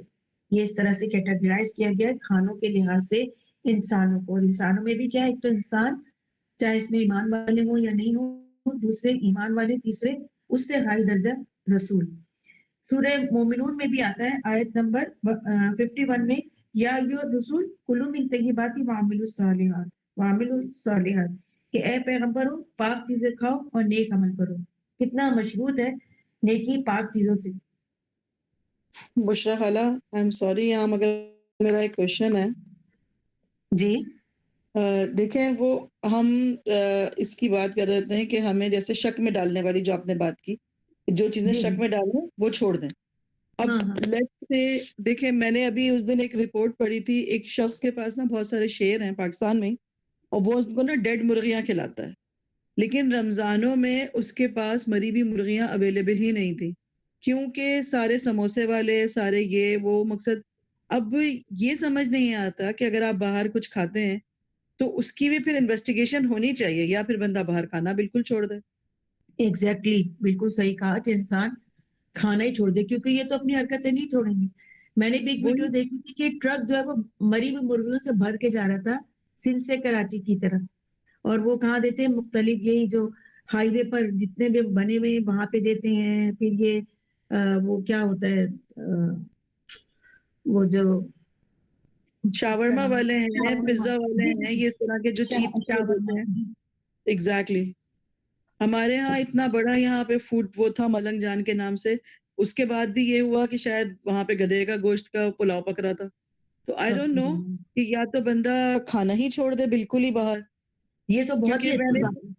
میں نے چکی کے مسالے شان وان کے، کیونکہ ان سب میں ایم ایس جی ہوتا ہے، میں نے سب اچھا لینے چھوڑ دیا. اس کے بدلے میں یہاں سے چکی پہ جا کے لیتی ہوں، شان کی ساری چیزیں چھوڑ دی صرف اسی وجہ سے. بارک اللہ، بہت اچھی بات ہے. اور میں نے تو یہ دیکھا ہے کہ اگر آپ یہ دیکھیں نا فیس بک پہ بھی اور دوسرے اس میں بھی اتنی اچھی اچھی کوکنگ ریسیپیز آتی ہیں، اگر آپ ان کے طریقے پہ بنا لیں تو بہت اچھے کھانے بن جاتے ہیں. آپ کی بات درست، لیکن یہ بتائیں نا کہ بچے نہیں رکتے. جی اصل میں تو اب جو وہ بات ہے وہ یہی ہے کہ اگر اللہ نہ کرے ان کے پیٹوں میں حرام لقمہ جا رہا ہے تو پھر ان کا، مگر ہم نہ چاہتے ہوئے بھی ان کے پیٹوں میں جا رہا ہے. ہم اب محنت کر کے کما رہے ہیں اور جا ان کے پیٹوں میں وہی ریسٹورنٹس کے، پتہ نہیں واللہ عالم حلال ہیں کہ حرام ہے. تو وہ صحیح باتیں کہا سمجھ نہیں آتی کہ یہ ہاں یہ اتنا بڑا فتنہ ہے نا. اور ایون یہ بھی ہوتا ہے نا کہ ہم اگر منع بھی کریں تو وہ شوہر کہ ارے بھائی نہیں نہیں بچے ہیں. تو کہاں سے ہم یہی ساری ابتدا باتیں کہاں ہیں. سے شروع کریں, کہاں سے شروع کریں, بالکل. ہم کس طرح سے یہ جنگ لڑیں. میں تو اپنے بیٹے کو صبح خاص طور پہ لنچ باندھ کے دیتی ہوں کہ نہیں تم باہر کا کھانا نہیں کھاؤ گے. تو لیکن بالکل آج اس کی صحیح. پارٹی ہے, اب پتہ نہیں وہ کون سا کھانا کھائے گا. اللہ کے حوالے کریں, اللہ سے دعا, بس ہماری دعائیں ہو سکتی ہیں. یہ پر فتن دور ہے اور نا, فتنوں کا دور. ایک حدیث شریف یہ بھی تھی کہ مجھے اس کا مفہوم کچھ یاد ہے کہ رسول اللہ صلی اللہ علیہ وسلم کے پاس کچھ گوشت لایا گیا, کچھ کھانا لایا گیا, اس پہ صحابہ نے آیا کسی مسلمان کی طرف سے تھا یا یہودی کی طرف سے, مجھے کنفرم نہیں ہے. تو رسول اللہ صلی اللہ علیہ وسلم نے یہ فرمایا, اور واللہ عالم مگر میں نے کہیں پڑھا تھا کہ یہ بسم اللہ پڑھ کے اس کھانے کو کھا لو جی اور جی شک میں نہ پڑو.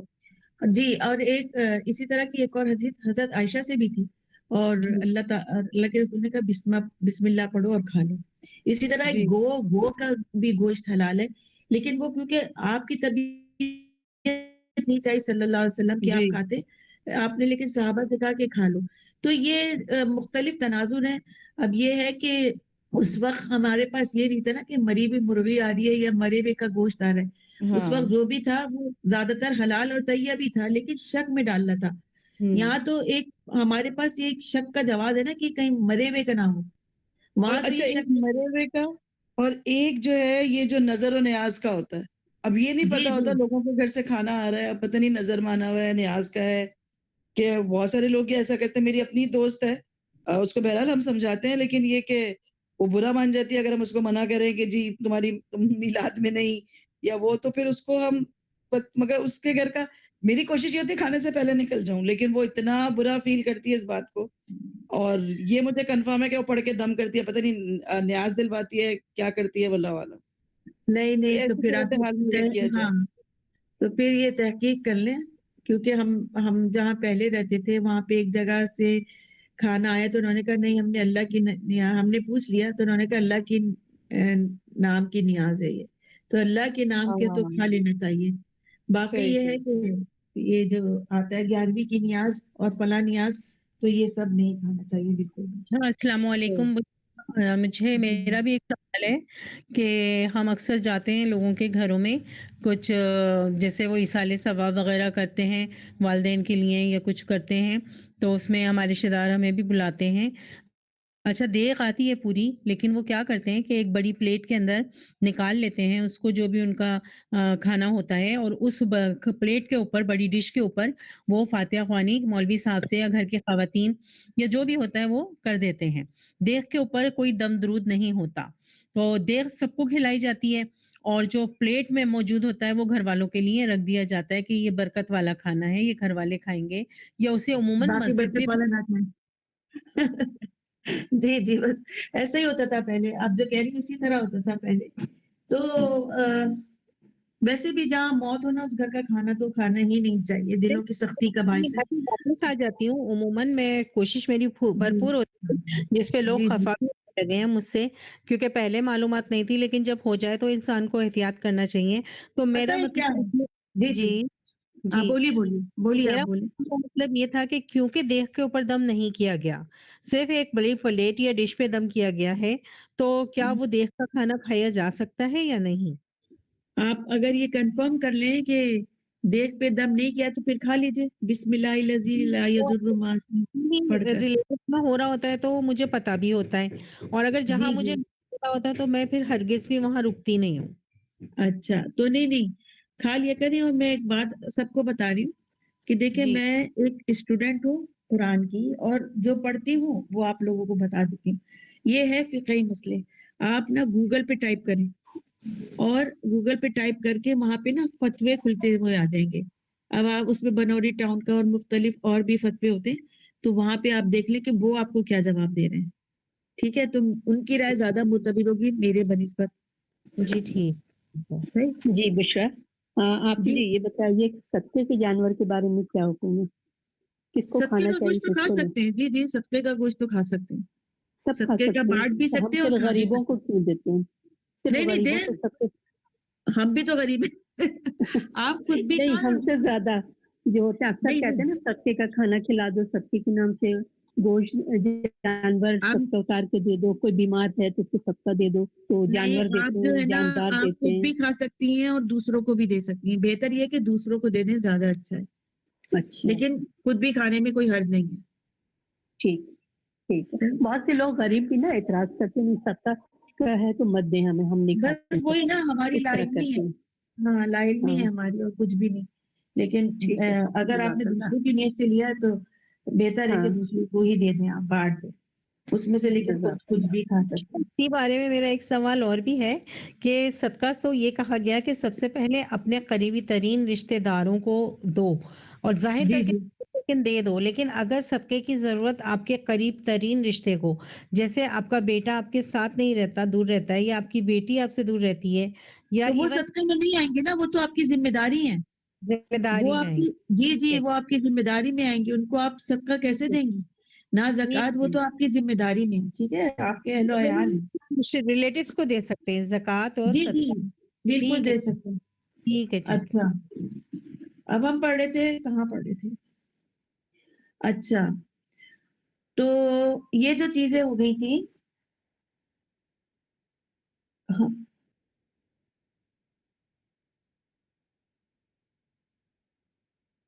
हाँ, मुस्लिम में रिवायत है कि अल्लाह ताला पाकीज़ा कमाई से ही सदका कबूल करता है।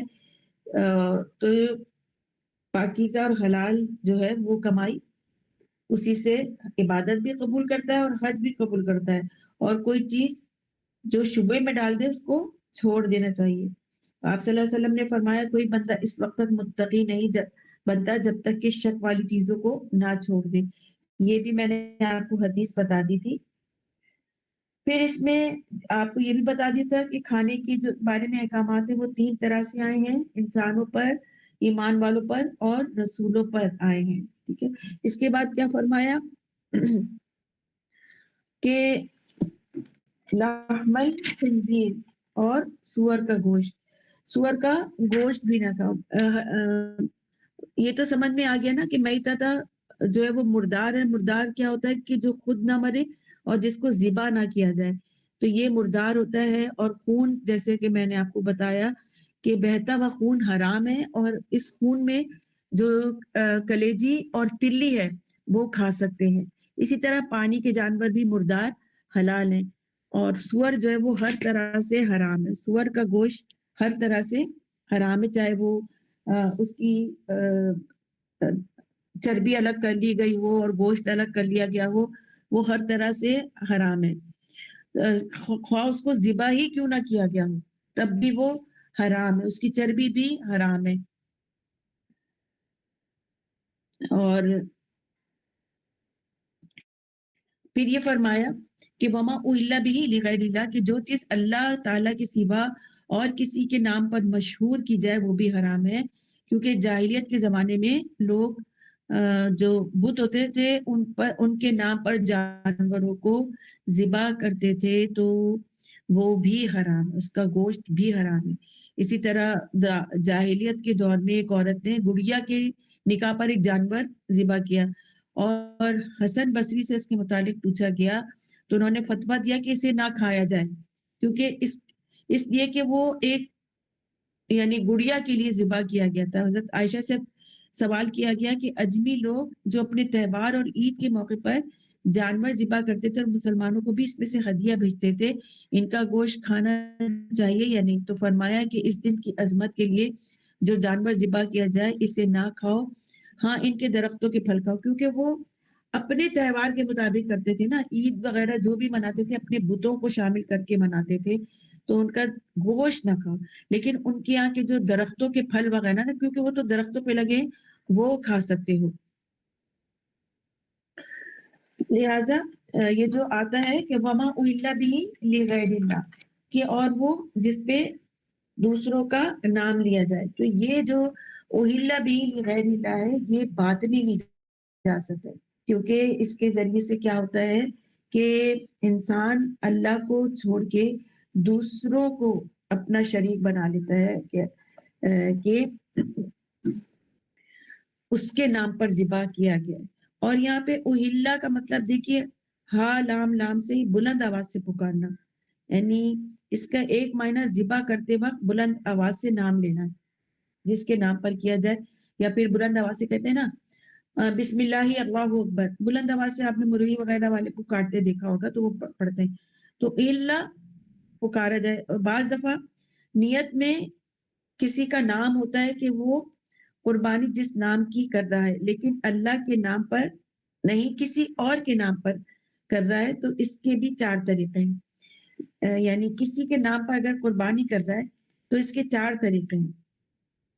یعنی ایک تو یہ کہ مطلقاً اللہ کے سوا کسی اور کا نام لیا گیا ہو، اہل بھی لغیر اللہ، اس کے 4 طریقے ہیں. یعنی اللہ کے علاوہ کسی اور کے نام پہ پکارا گیا جانور ذبح کیا گیا، اس کے 4 طریقے.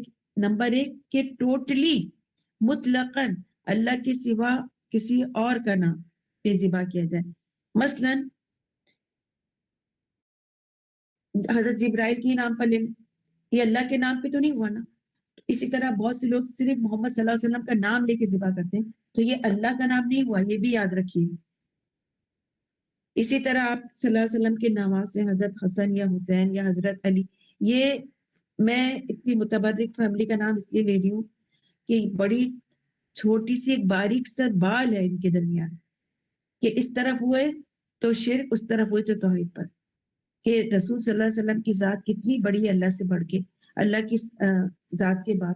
اور آپ کی پوری فیملی آل بیت کتنے معتبر ہیں، لیکن ان کے نام پر بھی قربانی نہیں کی جا سکتی. تو اللہ کو چھوڑ کر باقی غیر اللہ کے نام کی قربانی جائز نہیں. اسی طرح نمبر 2 اللہ کے نام بھی ہو اور اللہ کے ساتھ کسی اور کا نام بھی ہو. یعنی بظاہر تو لگ رہا ہے کہ ہاں اللہ کا نام بھی ہے، جیسے اللہ کے نام کے ساتھ جو ہے وہ حضور کا بھی نام دل میں پکار لیا صلی اللہ علیہ وسلم. یعنی کیا کیا اس میں، حضور کو اللہ کے نام کے اللہ کے برابر کر دیا. تو صرف اللہ ہی کے نام کو پکارنا ہوتا ہے، کیونکہ اللہ کی ہی عبادت کی جاتی ہے. حضور صلی اللہ علیہ وسلم کی عبادت نہیں کی جاتی، حضور صلی اللہ علیہ وسلم کی پیروی کی جاتی ہے. کیونکہ ذبح کرنا جو ہے نا وہ بھی ایک عبادت کا کام ہے، اور اس پہ صرف اللہ ہی کا نام لیا جائے. جیسے فصلی لی ربی کا ونہر، کہ پس آپ اس کے شکریہ میں قربانی کریں اور نماز پڑھیں. اور اسی طرح سے یہ بھی آتا ہے ان صلاۃ و نسکی وما یحیی و مماتی للہ رب العالمین لا شریک لہ، کہ میرا جینا میرا مرنا جو ہے، میری قربانی میری نماز میرا جینا میرا مرنا سب اللہ کے لیے ہے، لا شریک لہ، کہ اس کے علاوہ کوئی الہ نہیں، کوئی عبادت کے لائق نہیں. تو اللہ کے نام پر صدقہ کرنا ہی عبادت ہے. اسی طرح اللہ کے نام پر جو دے رہے ہیں وہ بھی خالص اسی کے لیے ہو.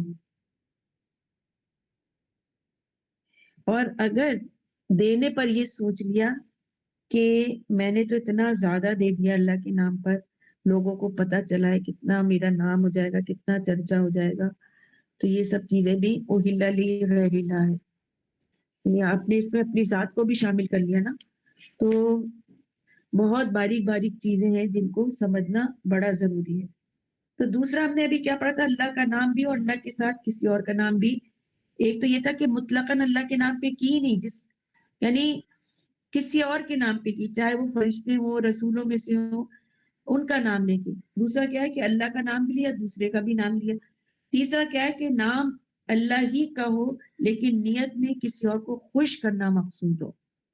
نیت میں کسی اور کو خوش کرنا مقصود ہو. کیا مطلب؟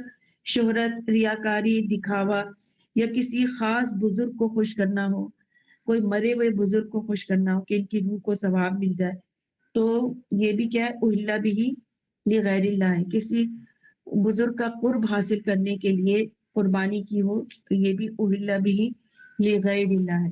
یعنی تیسری بات کیا ہو گئی کہ اللہ کا نام بھی لیا لیکن نیت کسی اور کو خوش کرنے کی ہے، یہ بھی اہل بھی لغیر اللہ میں آ جائے گا.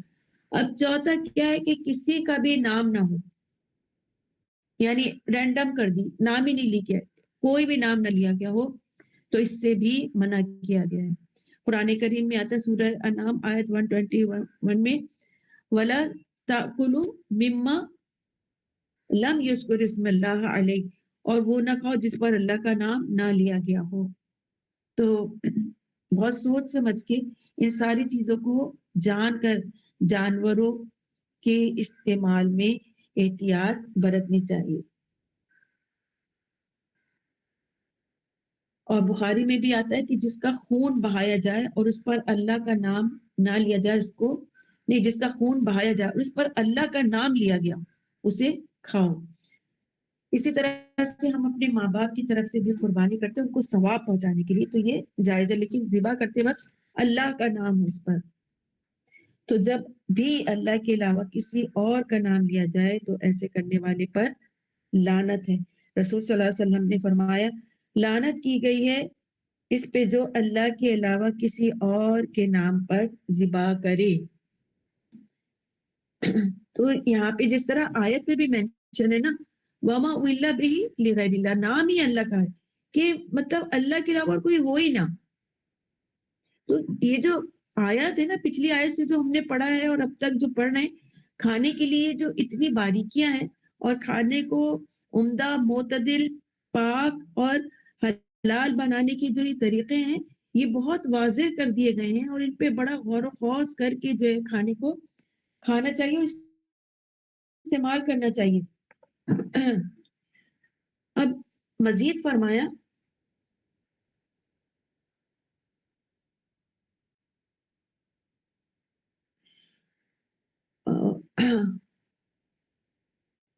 فَمَنِ اضْطُرَّ غَيْرَ بَاغٍ وَلَا عَادٍ، پس جو لاچار ہو جائے، نہ سرکشی کرنے والا ہو، ولا عادل اور نہ حد سے بڑھنے والا، فلا اسم علیہ تو اس پر کوئی گناہ نہیں. تو اب وہ شخص جو کہ بھوک سے تڑپ رہا ہو، اس کے پاس کوئی کھانا نہ ہو، یا یہ کہ وہ بالکل لاچار اور مجبور ہو گیا ہو، ایسے شخص کے لیے کیا حکم ہے؟ فَمَنِ اضْطُرَّ، پس جو لاچار ہو گیا ہو. تو لاچار یعنی مجبور ہو گیا ہو تو اس کے لیے پھر کیا ہوگا کہ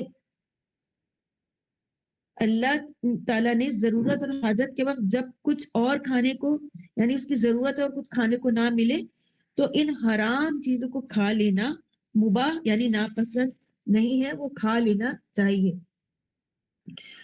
تو ان حرام چیزوں کو کھا لینا مباح کیا ہے یعنی اجازت دی، اور فرمایا کہ جو شخص بے بس ہو جائے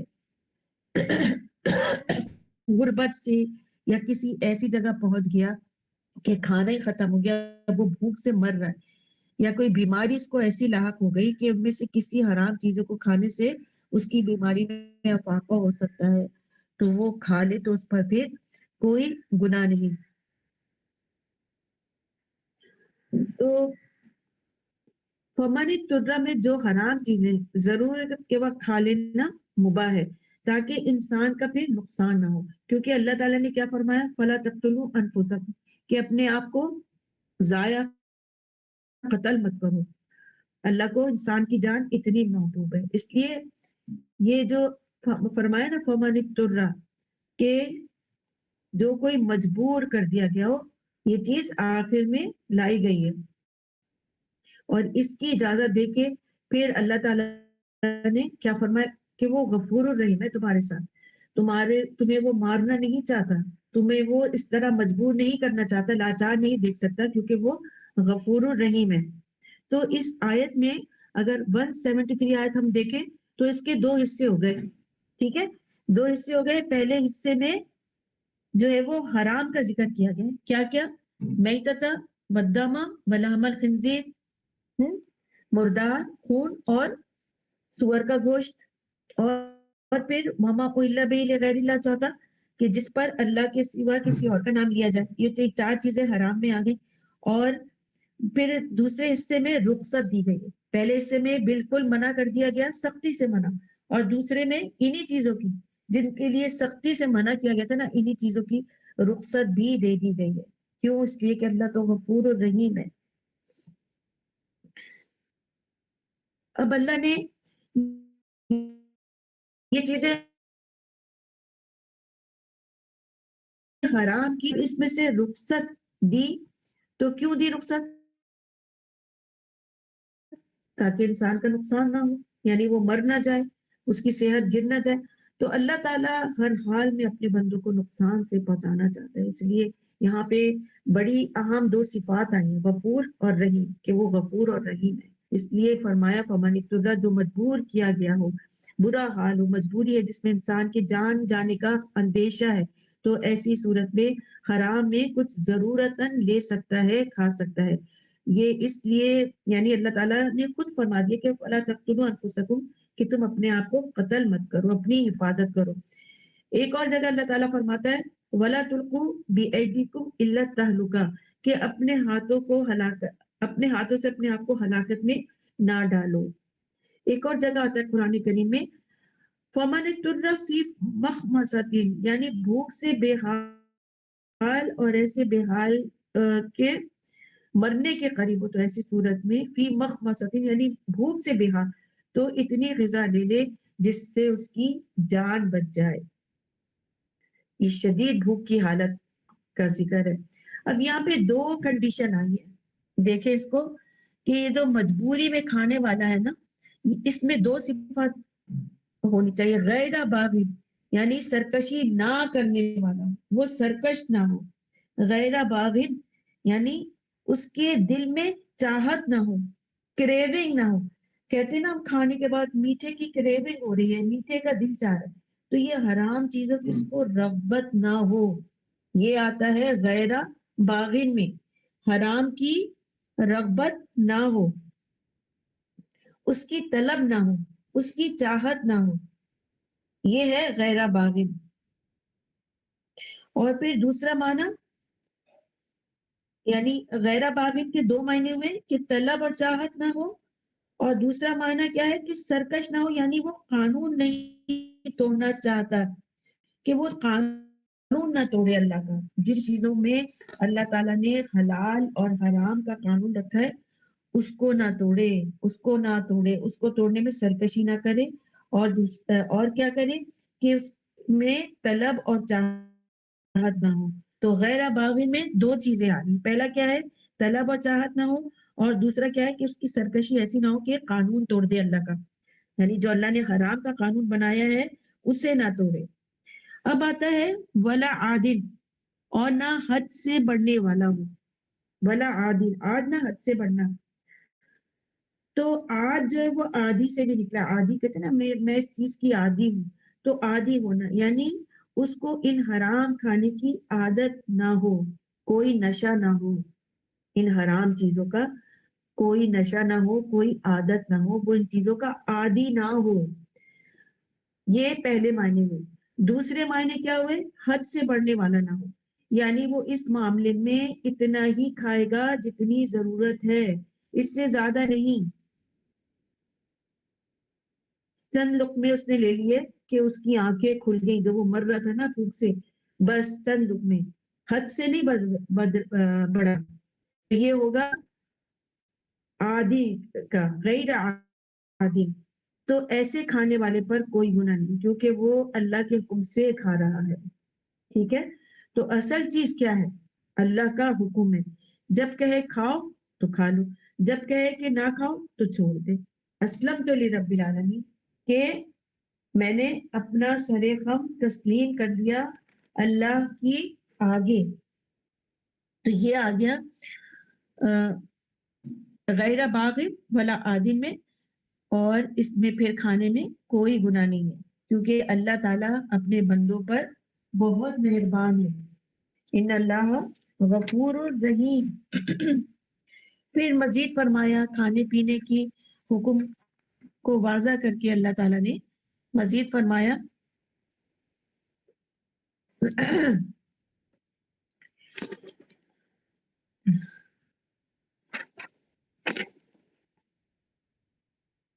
یعنی اس میں یہ بھی آتا ہے، حضرت ابن عباس فرماتے ہیں اس سے خوب پیٹ भर कर ना खाए। आदिन में क्या है कि खूब पेट भर कर ना खाए। और हज़रत मुजाहिद रहमतुल्लाह फरमाते हैं कि जो शख्स इसके खाने के लिए मजबूर कर दिया जाए और बेख्तियार हो जाए, उसके लिए ये हुक्म है। यानी एक शख्स भूख के मारे बेबस हो गया और उसे मुर्दार जानवर नज़र आ रहा है और किसी दूसरे की हलाल चीज़ भी दिखाई ना दे रही हो, तो वो उसमें से खा सकता है। फिर मज़ीद फरमाया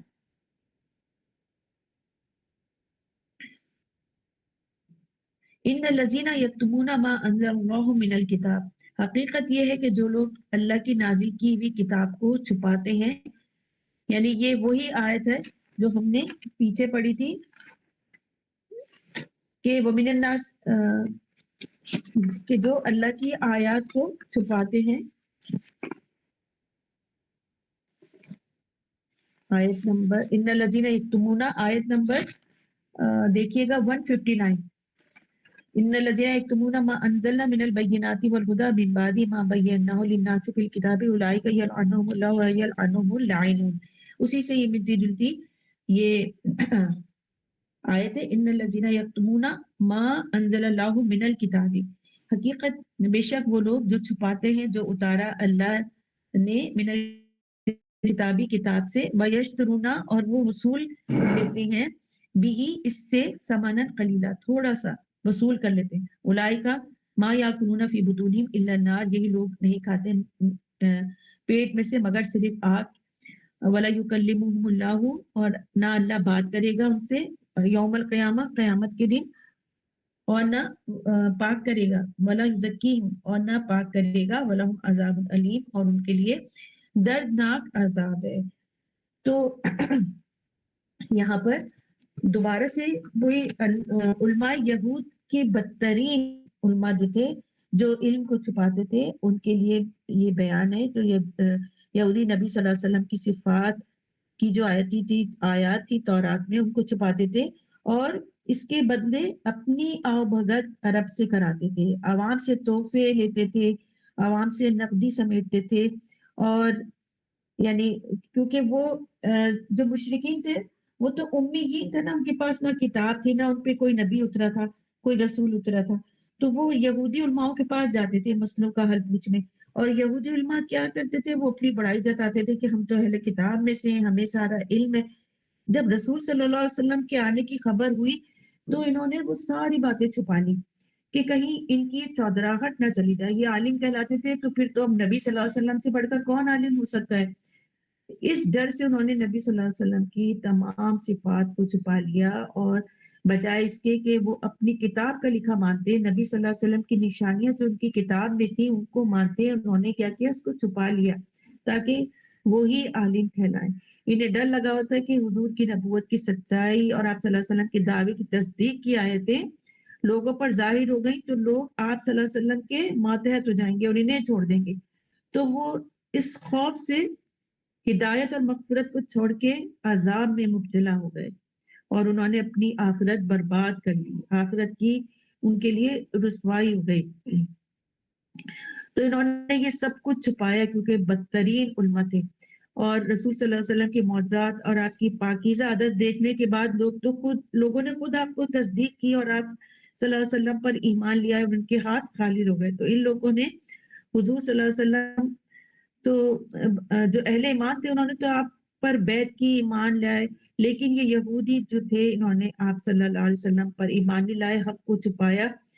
और ऐसे लोगों के लिए क्या है कि उलाइका मा याकुलूना फी बुतूनी इल्ला अन्नार, कि ऐसे लोगों के जो पेट है वो आग से भर रहे हैं, जो हक छुपाते हैं।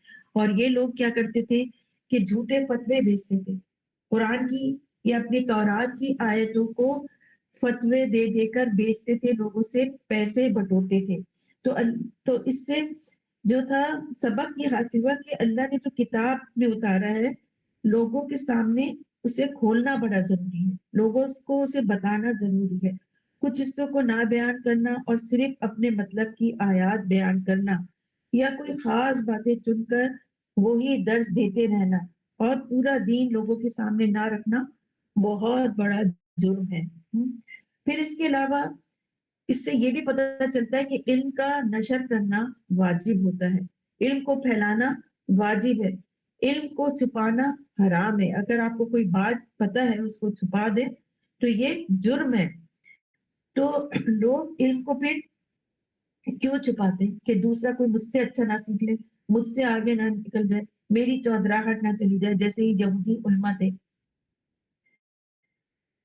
یا میری اجارہ داری ختم ہو جائے گی، مجھ سے بڑا کوئی عالم یا عالمہ ہو جائے گا، تو یہ جرم ہے بہت بڑا، کیونکہ وہ لوگوں کو اویئرنیس دینے سے ڈرتے ہیں، کیونکہ سب ان کی تعریفیں کرتے ہیں نا، یہ بہت اچھی عالمہ ہے، یہ بہت اچھی، یہ بہت اچھے عالم ہے، یہ سب اگر انہوں نے اپنا علم بانٹ دیا تو ان کی اپنی اجارہ داری ختم ہو جائے گی۔ پھر یہ ہوتا ہے کہ کچھ لوگ بڑے بخل سے کام لیتے ہیں، وہ صرف اپنی اجارہ داری بنا کے رکھتے ہیں لوگوں کو، اور پھر اپنے علم کو بھی بڑا محدود رکھتے ہیں اپنے تک اور اپنے بچوں تک، تاکہ وہی لیڈر بنے، وہی دوسروں میں مقبول ہوں۔ جیسے ہوتا ہے نا کہ جدہ نشین ہوتے ہیں بہت سے بزرگ، تو وہ لوگوں کو نا اپنا مرشد بنا کے رکھتے ہیں، بس ان کے مسئلوں کا حل بتا دیا ہے، مگر انہیں علم نہیں دیا۔ علم وہی جو ہے مخصوص ان کے کچھ کلام ہوتے ہیں، بس انہی کے اوپر وہ بات کرتے ہیں، اور پھر اپنی جو گدہ نشینی وہ اپنی اولاد میں ہی منتقل کر دیتی ہے، وہاں کوئی دوسرا نہیں آتا ان کی جگہ بزرگ بننے۔ تو اس طرح وہ اپنے جو علم ہے اس کو فوکس کر کے رکھتے ہیں کہ یہ علم جو ہے ہمارے خاندان تک رہے، ہماری گدی تک رہے، کسی میں منتقل نہ ہو جائے۔ اسی طرح سے اگر کوئی بیان کرتا ہے تو صرف اس وقت جب تک کہ کوئی مال نہ ملے، اس وقت تک جو ہے نا، یعنی اس کو یہ آس ہوتی کہ یہاں سے مجھے کچھ نہ کچھ ملے گا۔ یہ بھی علم کو جو ہے وہ یعنی ایک مخصوص کام کر کے وہ یہ جو ہوتا ہے نا کہ یشترون بھی ثمنا قلیلا، کہ وصول لیتے اس کے بدلے تھوڑی قیمت، تو وہ یہ آس بھی ہوتے کہ ان کو کوئی مال ملے گا، مال اور دنیا کی خاطر وہ تیار رہتے ہیں، اور اگر مال نہ ملے تو پھر وہ کام نہیں کرتے، یعنی دین کا کام۔ تو ہوتا ہے بہت سے لوگ ایسے ہوتے ہیں کہ پیسے دو گے تو سکھائیں گے اور نہیں دو گے تو نہیں سکھائیں گے، اس طرح سے سمانا یشترون کہ وہ خریدتے ہیں تھوڑی قیمت پر، اللہ کی کتاب کو وہ بیچ دیتے ہیں۔ جیسے میں نے ایک مولوی کو دیکھا تھا، وہ مختلف دکانوں پہ جاتے ہیں، قرآن کریم کی تلاوت کرتے ہیں، اس کے بدلے وہ یا تو پیسے دیتے ہیں یا پھر پرچون کی کوئی دکان ہے تو صابن دے دیا، پھلوں کی دکان ہے تو پھل دے دیے، اللہ تعالیٰ معاف کرے۔ پھر اسی طرح علم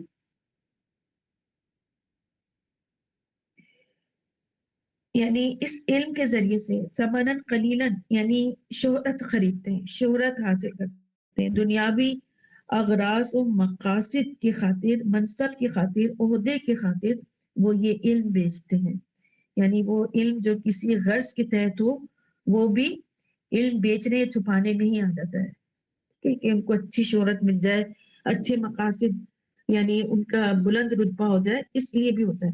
تو علم تو سب کا حق ہے، اور صحابہ نے اپنی زندگی میں جو ہے وہ اپنا مال علم کے لیے وقف کیا۔ آپ اصحاب صفہ کو دیکھیں، انہوں نے اپنی زندگیاں علم حاصل کرنے میں لگا دی اور علم کو پھیلایا بھی، اور ایسے لوگوں کے لیے پھر کیا ہے جو علم کو چھپاتے ہیں یا پھر علم کو بیچتے ہیں غلط فتوے دے کے، اللہ کے قانون کو بیچتے ہیں، تو ان کے لیے اتنی سخت سزا ہے۔ کیا ہے؟ اولئک ما یاکلون فی بطونہم الا النار، کہ یہی لوگ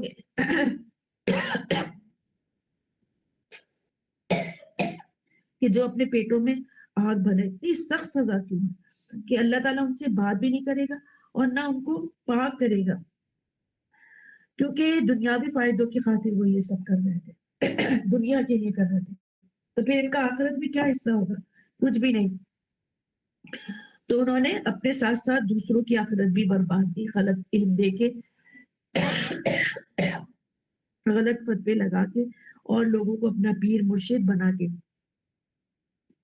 دنیا کے خاطر انہوں نے اپنے علم کو استعمال کیا، تو اللہ جو ہے وہ ان سے بات بھی نہیں کرے گا اور ان کو آگ میں پھینکے گا، یعنی آگ میں جب وہ جلیں گے تو پاک نہیں ہوں گے، پھر بھی وہ اسی میں جلتے رہیں گے، کیونکہ یہ دردناک عذاب ہے ان کے لیے۔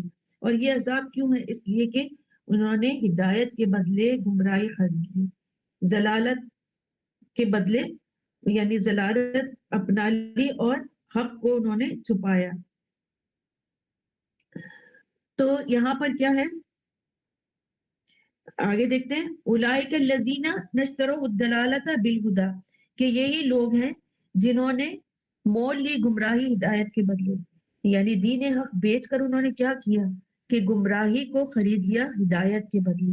اور ہدایت یا خدا کیا ہے، حق کا ظاہر کرنا، حق کو پھیلانا، اور ضلالت کیا ہے، ضلالت ہے یہ دیکھیں گمراہی، یہ کیا ہے، حق کا چھپانا، یہ ہے نا اولئک الذین اشتروا الضلالۃ کہ انہوں نے مول لی گمراہی، تو کیسی گمراہی، حق کا چھپانا، بالہدی ہدایت کے بدلے، تو ہدایت کیا ہے، حق کا ظاہر کرنا، حق کو پھیلانا۔ تو کیا کیا انہوں نے، حق کو پھیلانے کے بجائے حق کو چھوڑ کر گمراہی انہوں نے خرید دی،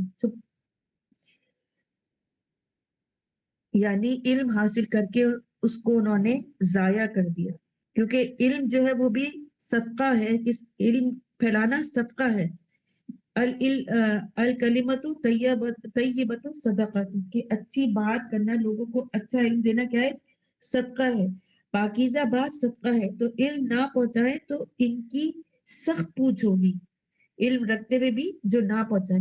حضرت ابو ہریرہ فرماتے ہیں کہ اگر قرآن میں یہ دو آیتیں نہ ہوتی، یعنی ان الذین یکتمون، یہ بھی اور اچھے والی بھی جو ہم نے پڑھی تھی، تو میں احادیث نہ سناتا کہ علم کو نشر کرنا اتنا ضروری ہے۔ تو انہوں نے کیا کیا، عذاب لے لیا مغفرت کے بدلے، گمراہی خرید لی ہدایت کے بدلے، اور اس گمراہی کے نتیجے میں ان کے حصے میں کیا آیا، عذاب آیا بجائے مغفرت کے۔ فما اصبرہم علی النار، تو یہ دوزخ کی آگ سہنے کے لیے کتنے تیار ہیں، یعنی دوزخ کی آگ پر ان کو کتنا صبر ہے، کن کو، جو حق ہدایت چھپاتے ہیں، وہ مغفرت کے بدلے عذاب لے لیتے ہیں۔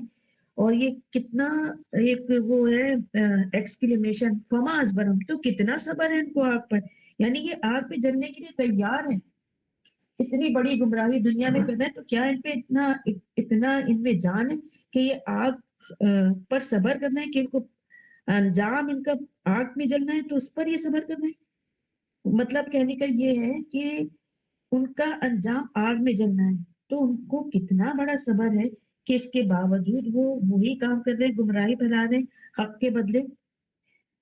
تو ان کو پتا ہے کہ انجام پھر بھی آگ ہے، تو یہ جلنا جو ہے نا، یہ ان کا بڑا صبر ہے، یہ اس کا مطلب ہے۔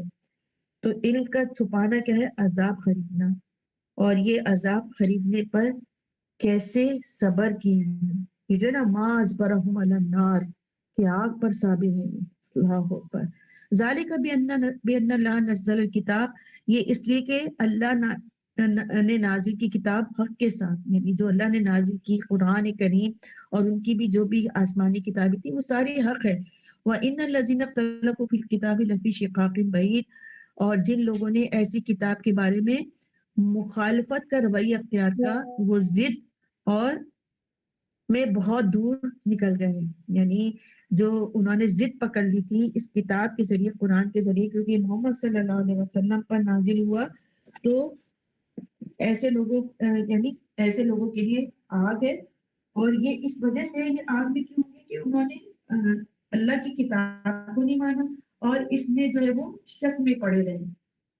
وآخر دعوانا ان الحمد للہ رب العالمین، سبحانک اللہم و بحمدک، نشہد ان لا الہ الا انت، نستغفرک و نتوب الیک۔ السلام علیکم و رحمۃ اللہ وبرکاتہ۔